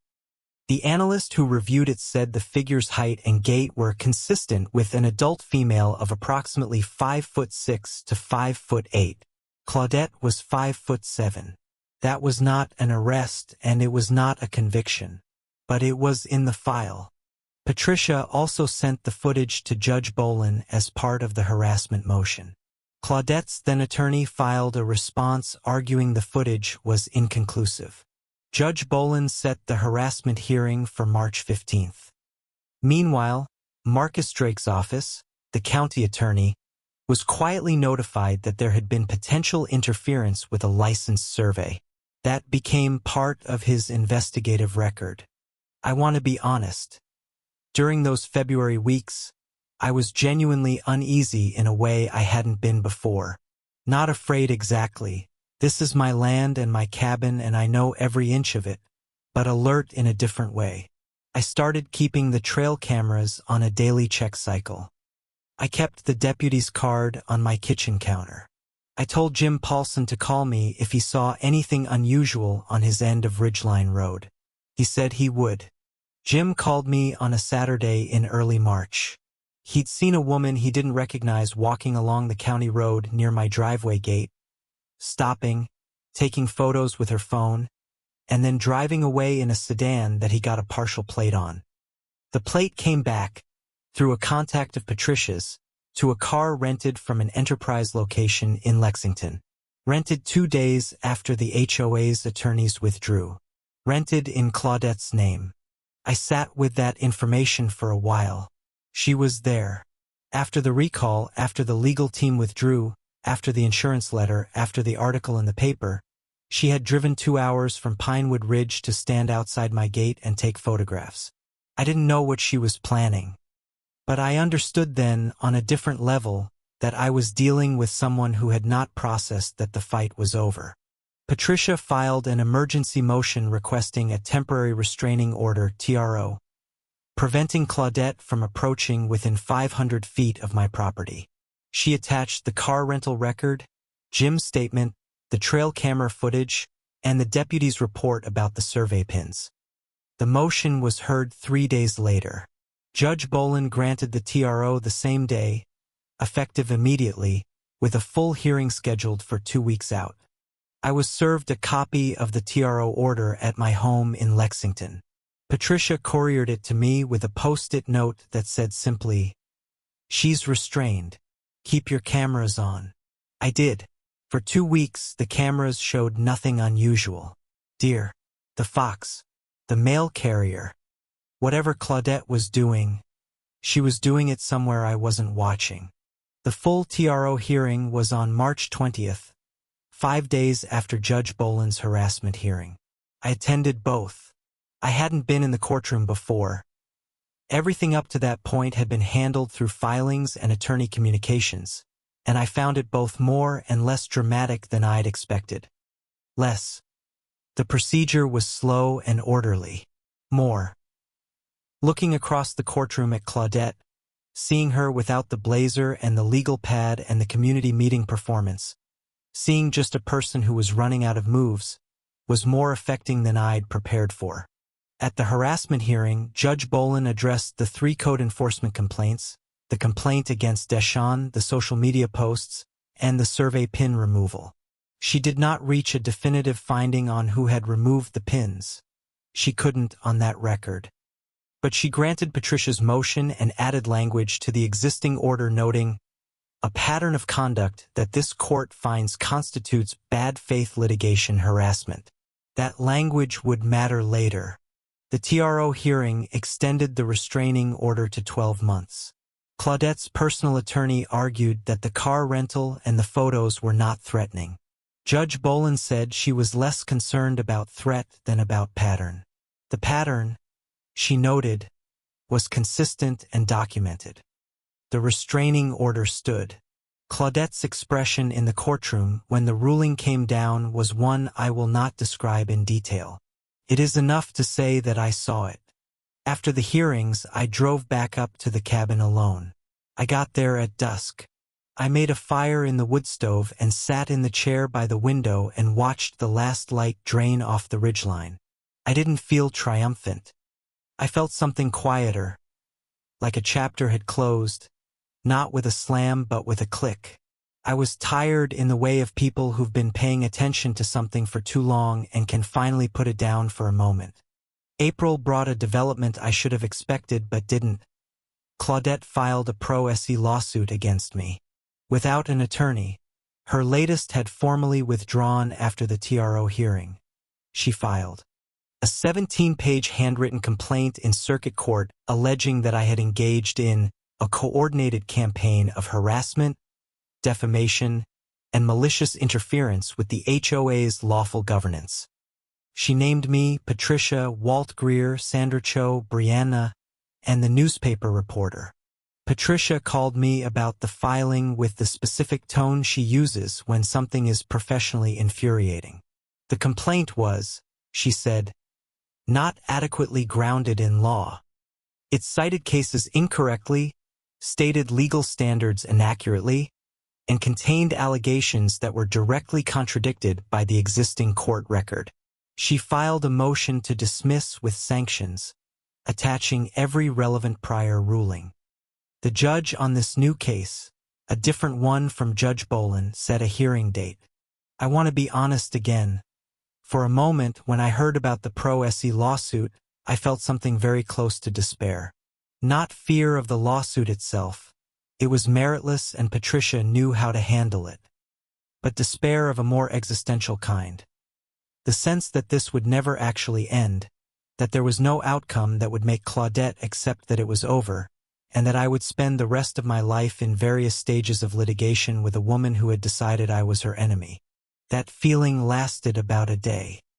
Then I went to work and wired an industrial panel at a job site and came home and cooked dinner and called Renee, and she said something that snapped me back. Dad. She filed the lawsuit without an attorney because no attorney will take her case. She's out of moves. This is the last one. I sat with that. Renee was right. It was the last one. The pro-se lawsuit was dismissed with prejudice in May. The judge's ruling was direct. The complaint failed to state a claim on any of its 17 counts. In granting Patricia's sanctions motion, the judge ordered Claudette to pay each named defendant's legal costs associated with responding to the complaint. Total sanctions: approximately $22,000. Claudette had no attorney. She was ordered to pay $22,000. That was the moment the legal rope finally ran out. I learned about the sanctions ruling from Patricia in a 2-line email. Case dismissed. Sanction granted. Let me know if you need anything. That was it. I read it twice and then went back to what I was doing, which was eating a turkey sandwich at my kitchen table. The anticlimactic nature of it seemed right. The drama had peaked months ago. This was just the paperwork catching up. 3 weeks after the sanctions ruling, the county attorney's office announced a formal charging decision in the Ridgeline Corridor investigation. The charges named Claudette Marsh and a real estate developer named Gregory Voss in connection with a scheme that the indictment described as coordinating the filing of false regulatory complaints against adjacent property owners, identifying landowners made vulnerable by the resulting uncertainty, and facilitating below-market sales to entities financially connected to both defendants. I read the indictment carefully. It named Deb Hartley's sale. It named the 4 other properties the newspaper had identified. It named the plat amendment and the email chain between Claudette and Phil Garvey. It named the 3 code enforcement complaints against my property as part of the pattern. I was not a victim named in the indictment. The charges focused on the completed sales, not the attempted pressure on properties that hadn't sold. But my documentation had contributed to building the case. Claudette was arraigned on a Tuesday in June. She pleaded not guilty. Bail was set. She posted it and walked out of the courthouse in the same controlled way she'd walked out of every HOA meeting. Chin level, expression closed. A photographer from the paper was there. The photo ran on the front page. I saw it on my phone while I was filling up the truck at a gas station. I put my phone in my pocket and drove to the cabin. The criminal case was ongoing, those things take time, but the civil case was done. The boundary was restored. The lawsuit was closed. The restraining order was in place. The Pro Se case was dismissed with sanctions. The gazebo was a memory of disturbed soil where 3 serviceberry trees were taking root. And Claudette Marsh, who had come to my cabin in a blazer to offer me access to a pool I didn't want, was on bail awaiting trial. I talked to Jim Paulson the week after the arraignment. He came over with a pie his wife had made. Apple very good. And we sat on the porch and he said, "You know what's wild? She could have just built that gazebo on their own land. Or asked you about the boundary before she filed that amendment. Any of that and none of this happens." I said I'd thought the same thing. He nodded. "People like that can't ask," he said. "Asking means they're not in control." He was right. That was the whole thing distilled. The letters, the complaints, the plat amendment, the survey pin, the rental car on the county road, the Pro Se lawsuit, all of it, every single piece of it, came from one source. A person who could not tolerate not being in control, who would rather risk everything than acknowledge a line she didn't draw. It was a kind of tragedy if you squinted at it right. I try not to squint too long. What I know is this. I built something on my own land with my own hands on permits I pulled legally, inspected twice. I fought for it when someone tried to take it from me through paperwork and pressure and manipulation and fear. I fought slow and documented, and I didn't blink. And when it was over, the cabin was still standing and the land was still mine and the serviceberries were going to fruit in the spring. That's the story. That's the whole thing. The months following the arraignment were quieter than anything I'd experienced in 2 years. Patricia sent me a final case summary in July, 47 pages covering the full arc from first letter to sanctions. I read it on the porch at the cabin one Saturday afternoon. From that distance, the whole thing read almost like someone else's story. Organized, documented, conclusive. It didn't feel like someone else's story. But it was over. Walt sent me a photo in August. The new hedgerow along the eastern boundary of Pinewood Ridge, planted where the gap in the tree line had been. Young arborvitae staked carefully, a few feet inside their actual boundary line this time. Surveyed, documented, correct. He'd captioned the photo, "Permanent fence this time." Literally. I sent back a thumbs up and meant it. The Harlan Daily Enterprise ran a follow-up piece in September, on the first anniversary of the original article. The reporter, whose name was Callie Huang and who had been methodical and fair throughout, reviewed the arc of events and noted that 3 of the 5 former property owners in the corridor were in conversations with civil attorneys about potential fraud recovery. She quoted me briefly. I said, "Document everything. It matters. Sandra Cho sent me a Christmas card. I wasn't expecting that. It was a simple card, store-bought, with a handwritten note inside that said, "I'm sorry it took so long for the right people to speak up. I should have been louder sooner. Wishing you peaceful winters from here on." I put it on my mantle at the cabin. Still there. I had one more conversation with Marcus Drake in the fall, a brief one by phone, just to close the loop on my role in the investigation. He told me my documentation had been among the clearest and most useful evidentiary contributions in the case. He thanked me professionally, the way county attorneys thank witnesses. I thanked him back. I'd done my part. He was doing his. The criminal trial was expected to begin the following year. I was not expected to testify.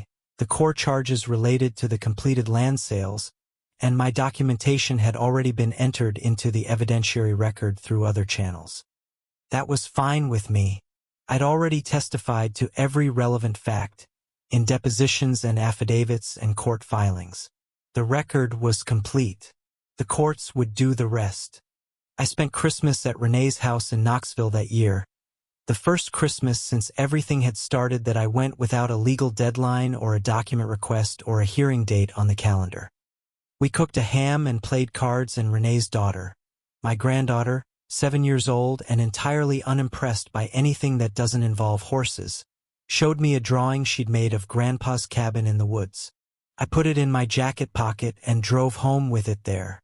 In January, one of the board members who had originally voted with Claudette on the gazebo, a man named Dale, resigned from the HOA board with a letter to the community that was, by Brianna's account who forwarded it to me, one of the more honest things she'd ever seen from a public statement. He wrote, "I voted for things I should have questioned. I am sorry for the harm that caused." That was a short letter. Covered a lot of ground. Dale's letter set off a small wave of private conversations in Pinewood Ridge, the kind that had been happening in whispers for months but now were happening in the open. Walt said people were coming to him with things they'd been holding back, concerns about decisions that had been made, expenses they'd never understood, votes they'd felt pressured on. The audit was finding things. It was going to be a long spring for the community. They had earned that honesty. I thought about what it meant to live next to a community going through that kind of reckoning. I wasn't part of it and didn't want to be. But I was aware of it the way you're aware of weather. It was happening and it was real, and its outcome would shape the landscape I was part of whether I participated or not. I hoped they came through it with something stronger. Communities can do that. They can also just get smaller and sadder. I hoped for the former. Spring came to Harlan County in the slow, particular way it comes to ridgeline land in eastern Kentucky, not all at once but in increments. The serviceberries leafed out in late March. By mid-April they were budding. I stood in that patch of cleared earth, 3 young trees in a triangle, and I thought, in 10 years this will be a grove. In 20, it'll be dense enough that you won't be able to see through it. The cabin will still be here. So will the survey pins. Patricia Hollis sent me a referral in March. A property owner in an adjacent county who'd received a similar letter and complaint treatment from a development association. I spent an hour on the phone with him, walked him through the documentation process, the importance of responding in writing to every formal letter, the value of pulling the HOA's public filings before assuming they had no boundary issues of their own. He thanked me. I felt useful in a different way than I had in a long time. I had lunch with Deshawn in April. She was in Lexington for a conference and we met at a diner downtown, her idea which I appreciated. She was working on a large commercial project now, good money, but she told me over eggs and coffee that the Reeves survey, as her office called it, had become something of a teaching case internally. GPS cross-referenced with historical monuments, full GPS field notes, filed under protest conditions, she said. It's how you do it when you know it's going to matter. I said she'd been right that it would matter. I also ran into Gary from code enforcement at the hardware store in May. He was buying PVC fittings for something domestic, and we recognized each other at the same moment and both laughed a little. He said, in 8 years in that office, 3 complaints from one source about one property with 0 findings. That's a first. I said I hoped it stayed a first. He said he thought it would. He'd added a note to the complaint file. The criminal case moved forward through the summer in the slow way criminal cases move. Hearings, motions, continuances, the machinery of the courts doing what it does. I checked in with Marcus Drake's office monthly, not because I needed to but because I'd started to care about the outcome in a way that went beyond my own property. Deb Hartley deserved resolution. The other sellers deserved it. I wanted them to get it. Gregory Voss, the developer named alongside Claudette in the indictment, entered into a plea agreement in July. The terms were sealed, but the plea was to 1 count of wire fraud. He cooperated with the prosecution. That kind of cooperation tends to change the shape of what's possible for the remaining defendants. Claudette's attorney, she'd found a new one. A criminal specialist from Louisville filed a motion challenging the search warrant for her financial records. It was denied. There's a detail from that summer that I haven't mentioned because I wasn't sure what to do with it. In June, I received an unsigned letter, typed, no return address, postmarked from a zip code in Lexington. The letter said, "You should know she has been talking about you for months. Not legally, personally. Be careful." That was all. No signature. No elaboration. I gave it to Patricia, who gave it to the sheriff's office. Nobody traced it. I still don't know who sent it. I tightened up my security. New deadbolt on the cabin door. A solar-powered motion light on the back corner. A check-in system with Jim. If he hadn't heard from me by Sunday evening of a cabin weekend, he'd call. It wasn't fear. It was the same thing that made me pull permits and keep receipts. The recognition that being careful isn't the same as being afraid, and that the world requires maintenance whether you expect trouble or not. Nothing happened. Summer was quiet and warm and the serviceberries fruited in late May. Small purple-red clusters that the cedar waxwings found within a week. I sat on the bench at the ridge overlook and watched the birds work through the grove and thought about the bench, and Renee's hands on the concrete, and the morning we'd set it in. Some things you build are just for yourself. This one was for the both of us. Walt ran a fall community survey in Pinewood Ridge, his own initiative, nothing required by the bylaws. He asked homeowners what they wanted from the HOA going forward, what they were concerned about, what they felt the association did well and poorly. He shared the results publicly. The number 1 concern, by a wide margin, was financial transparency. The number 1 positive was the natural areas and trail access to the eastern boundary. The eastern boundary. Their side of it, properly surveyed this time, with my land clearly marked in mine. They were using the trails along their side of the boundary, legal trails on HOA common land, and enjoying the view of the ridgeline that I could see from my porch. That was fine. We were neighbors. Good fences make good neighbors, Robert Frost said, though I think he meant it more ironically than people tend to. I took it literally. The iron pins were there. That was enough. Callie Huang at the Daily Enterprise called me in September with a question. Would I be willing to speak at a regional property rights conference being organized in Lexington in November? A professor from UK's law school was organizing it, focused on HOA governance and adjacent property rights in rural Kentucky. I thought about it for a week. Then I said yes. I am not a public speaker. I am a retired electrician who built a cabin and fought for it. But I had 47 pages of case summary and 2 years of documentation and a very clear understanding of exactly what had happened and why. I stood at a lectern in a conference room at the Holiday Inn on Newtown Pike in November and talked for 20 minutes about property lines, survey monuments, paper trails, and the importance of responding to the first letter rather than the 5th. There were maybe 60 people in the room. A few were attorneys, a few were county officials, most were property owners. Some of them with their own versions of the story I just told. 3 of them came up afterward and said, in different words, "This is happening to me right now." I gave all 3 Patricia's card and told them to call tomorrow morning, not next week. They each took the card with both hands. I drove home from the conference on a November evening with the heater on and NPR playing low on the radio. I wasn't famous. Nothing about what I'd done was heroic in the cinematic sense. I'd just been careful and patient and refused to be worn down. That's the whole secret, if there is one. Most people who bully others into giving up are counting on the target getting tired. You don't get tired if you know why you're fighting. December came. I spent a Friday night at the cabin with the wood stove going and a book I kept not reading because I kept looking out the window at the snow on the ridge. The serviceberries were bare sticks in the clearing, but they were healthy sticks. Good root systems established in their first season, ready to grow fast in spring. The iron pins stood at the corners in 4 inches of new snow. Solid. Not going anywhere. The new year brought news from Marcus Drake's office. Claudette Marsh had rejected a plea offer in December.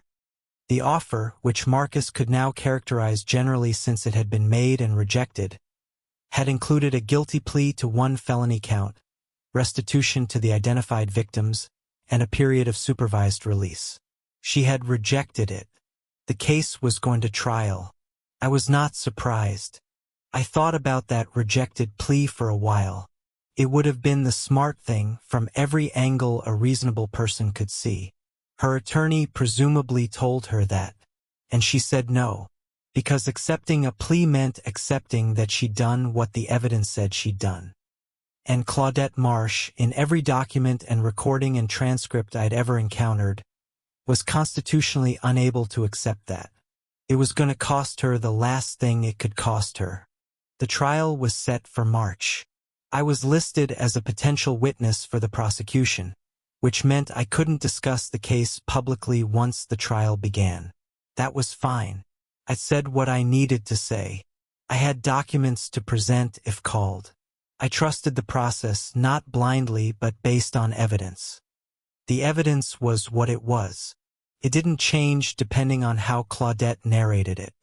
Renee asked me in February, "How are you feeling about the trial?" I told her honest, calm, not excited, not fearful, not eager for it to be over, just calm. The outcome was in the hands of a jury and a process, and I'd done my part.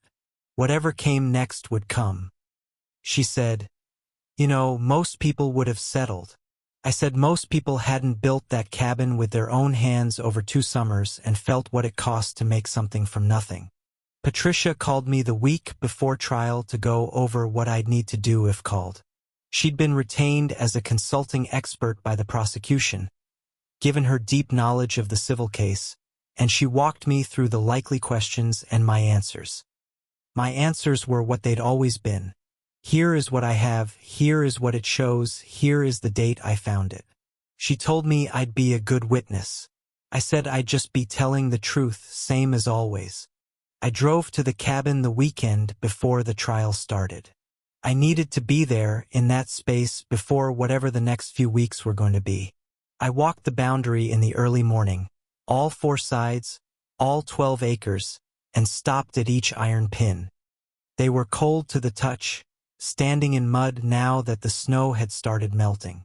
They were exactly where Deshawn had placed them, exactly where they'd always been. I stood at the eastern corner pin, the one closest to where the gazebo had stood, for a long time. I could hear, faintly, the sounds of Pinewood Ridge. A dog barking, a car door, what might have been a child's voice. Normal Saturday sounds. Normal neighborhood sounds. They'd been my neighbors for 11 years and would be my neighbors for whatever came next. That was fine. The line was where the line was. That had always been fine. I drove back to Lexington on Sunday evening and spent the rest of the night doing ordinary things. Laundry, grocery list, a couple of episodes of a show Renee had recommended. The trial started Monday. I was ready. I'd been ready for a long time, in the way you get ready for something by doing the right thing consistently over a long period until you have nothing to be ashamed of and nothing to hide. I was called on the third day of trial. Patricia had prepared me well, but the courtroom itself, the specific weight of 12 jurors and a judge and a gallery full of people, was its own thing, and I walked to the stand with the same deliberate pace I'd have used crossing a job site. Not hurried, not reluctant. Just moving. I was sworn in. I stated my name. The prosecutor began. The direct examination took 45 minutes. I described the first letter. I described the code enforcement complaints and their outcomes. I described finding the plat amendment discrepancy, hiring Patricia, commissioning Deschamps' survey. I described the email chain. I was asked to read aloud the relevant portion. Let's proceed with the correction framing. I read it clearly at a pace the jury could follow. I was asked about the survey pins. I described finding them pulled, photographing the holes, calling the sheriff. I was asked about the trail camera footage. I was asked about Deb Hartley. I was asked about each of the 3 code enforcement complaints and their outcomes. At each answer, I referenced the document, stated the date, stated the outcome. The jurors took notes. I watched 2 of them do it in real time. Cross-examination came from Claudette's Louisville attorney, who was polished and tried hard. He questioned the reliability of the trail camera footage.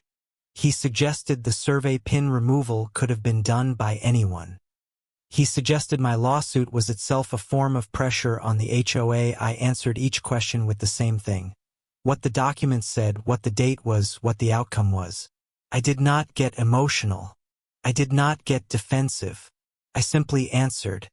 At one point, the attorney suggested that I had targeted Claudette and the HOA from the beginning, that my documentation process was evidence of a predetermined agenda. I said, I documented because I didn't know what was going to happen next. What happened next kept justifying more documentation. The documents don't reflect an agenda. They reflect what occurred. The juror in seat 4, a middle-aged man who'd been taking the most notes, stopped writing and looked at me for a moment. I was excused after about 2 hours total. I walked back through the gallery and out into the hallway and found a bench and sat down and breathed for a moment. Patricia came out a few minutes later and sat beside me. She didn't say anything for a moment. Then she said, "That went exactly as it should." I said, "Good." Then I went home and cooked dinner and called Renee and went to bed at 10. The trial lasted 9 days. I wasn't present for most of it. Witnesses are typically excluded from proceedings they're not testifying in. But Patricia kept me informed, and the arc she described was familiar. The email chain landed heavily. The survey pin removal, which the prosecution characterized as intimidation of a witness in a civil matter, was described in detail. Gregory Voss testified for the prosecution under his plea agreement. He was detailed. He was credible. He'd been there. Voss's testimony covered the meetings with Claudette about the Ridgeline corridor. Meetings that began in 2018, before any letter was sent to any property owner. He described the strategy. HOA letters would identify non-compliant properties. Code enforcement complaints would follow. The resulting uncertainty and expense would make owners more receptive to below-market offers from Voss's LLCs. Claudette's role was the letters and the complaints. Voss's role was the offers. He described my property specifically. He said that Claudette had told him in mid-2021 that I was resistant and that she was escalating the approach. He said she'd mentioned the code enforcement complaints, the HOA meeting presentations about my property, the plat amendment.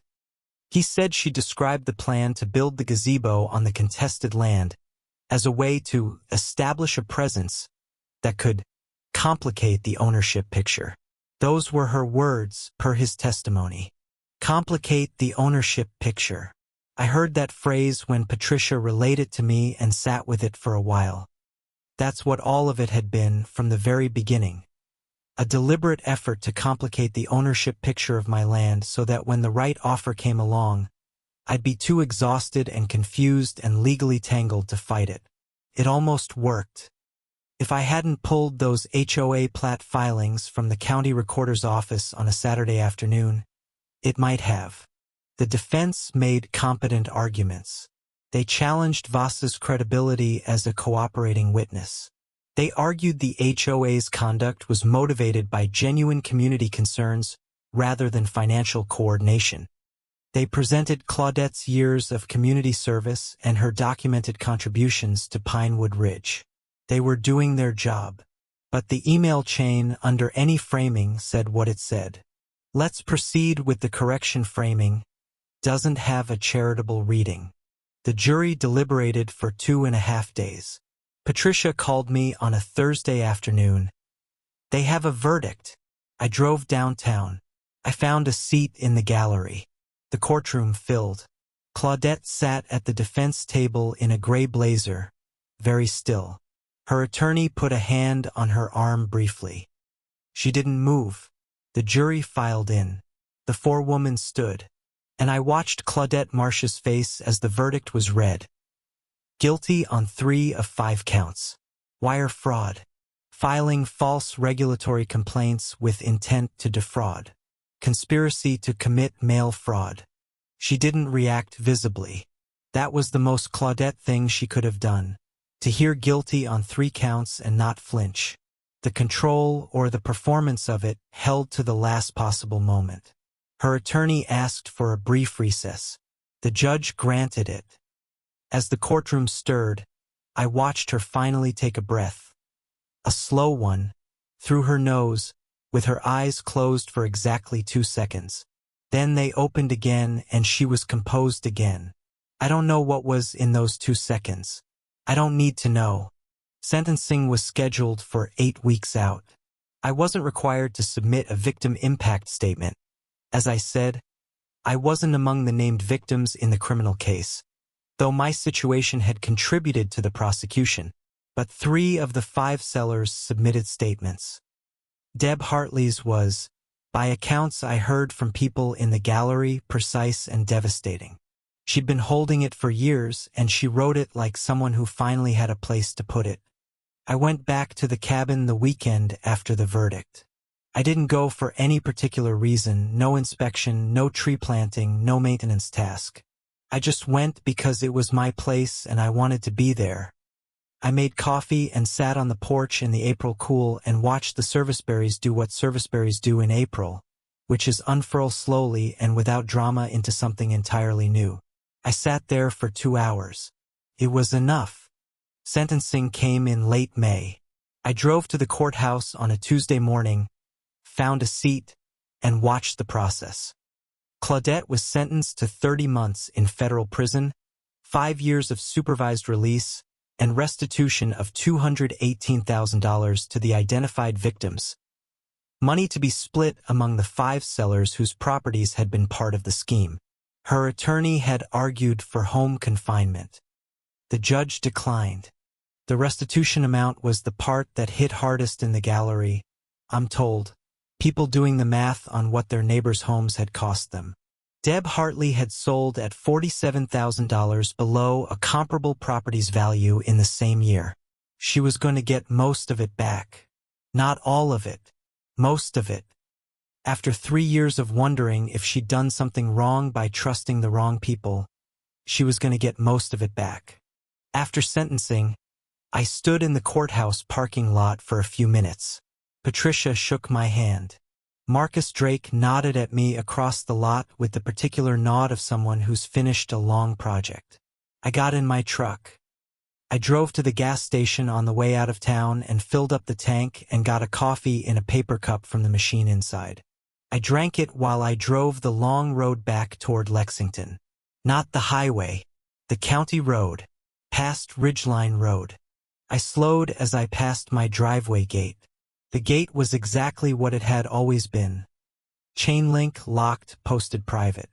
On the tree nearest the gate, there was a sign I'd put up years ago that said, "Posted, no trespassing, D. Reeves property." Just a hardware store sign, silver letters on orange. It was there when all of this started. It was still there now.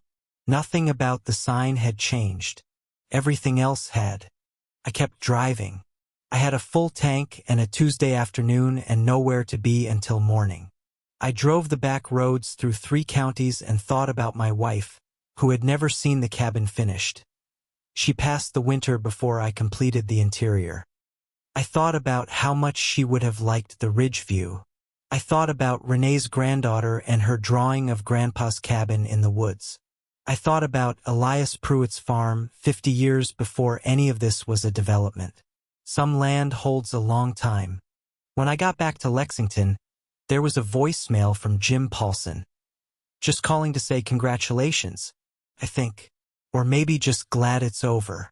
Either way, call me sometime. I laughed at that. Actually laughed out loud in my kitchen. Jim Paulson's version of a celebration toast, delivered to a machine in his flat, unhurried voice.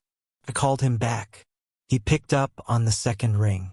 We talked for an hour about nothing important. 2 weeks after sentencing, Walt sent me a photo of the HOA's annual meeting agenda. Agenda Item 3, Formal Acknowledgement of Boundary Restoration and Community Apology to Adjacent Landowners. He drafted the language himself. It was short and precise, and it named me and the corrected boundary, and it expressed regret for the impact of the HOA's conduct under prior leadership. He asked if I had notes. I said it was fine as written. He sent the resolution through with unanimous support. The resolution was entered into the HOA's official record. It joined the new bylaws, the corrected plat, the audit findings, the new governance procedures. The paper trail now ran in the opposite direction. Not toward encroachment and fraud and pressure, but toward transparency and acknowledgement and repair. That's what communities can do when the right people stop looking away. It doesn't undo the harm, but it's not nothing. It's actually something. Patricia sent me a card. Not email, a card through the mail with a stamp. It was simple. It was a privilege to work on this case. You were an excellent client because you were honest, thorough, and patient. Not many are all three. I put it with Sandra Cho's Christmas card on the mantel at the cabin. 2 cards from people who'd been in the middle of something hard and come out the other side still standing. That mantle means something now. I filed my cabin's 3rd inspection certification in June. A voluntary reinspection I'd requested just to close the loop on everything that had been alleged and disputed. Kevin, the younger inspector who'd done the trail inspection, came out and walked through the whole property. He was thorough and found nothing because there was nothing to find. His report said, all permitted structures inspected and confirmed compliant. No violations. He signed it. I filed it with the county. Triple documented. Done. The serviceberries fruited for the first time in late May. Small clusters, tart and sweet. Barely a handful from 3 young trees. I ate a few standing in the clearing, looking at the ridgeline through the canopy. There will be more next year. More the year after. In 5 years, the waxwings will be back. In 10, it'll be a real grove. The fruit doesn't come from the fight. The fight was just what I had to do to be here for the fruit. I thought, not for the first time, about the man I might have been if I'd given up. Sold the land. Taken the money, less than it was worth, to an LLC with Claudette's brother-in-law's name on the paperwork. It was possible. 2 years ago, tired and frustrated and not yet knowing about the Platt Amendment, I could have done it. I don't say this with pride. I say it with the clear-eyed recognition that the difference between that version of me and this one was a Saturday afternoon at the county library. One afternoon. The documents were there the whole time. The last time I saw Claudette Marsh, she was leaving the courthouse after sentencing in a car driven by someone I didn't recognize. She was wearing the same gray blazer she'd worn during the trial. She didn't look in my direction. I don't know if she knew I was there. I stood on the courthouse steps and watched the car pull out of the lot and turn onto the main road and disappear. The day was bright and windy. The flags in front of the courthouse were snapping hard in the gusts. That was all. My land is 12 acres of eastern Kentucky ridge. Part hardwood, part pine. A cabin I built over 2 summers with permits I pulled legally. A shed. A solar array. A quarter-mile trail to an overlook. 3 serviceberry trees in a small clearing where something that didn't belong once stood. 4 iron pins at the corners of a surveyed boundary that nobody is going to move again. It was always mine. For a while, someone tried to make that complicated. Then it wasn't complicated anymore. I drove up on a Friday in October, the start of another leaf season. The maples had gone gold and orange along the ridge, and the air was cold enough to see my breath. I made a fire, made dinner, read for an hour, and went to bed early. I slept the way you sleep when there's nothing unresolved in the house with you. Solidly, without interruption, until the birds started up before dawn. I got up, made coffee, and went outside to watch the light come up over the ridgeline. The serviceberries were bare sticks again. The iron pins were still there. The cabin was standing. Everything was exactly where it was supposed to be. The aftermath was quieter than I'd expected, and in that quietness I found something I hadn't anticipated. Gratitude.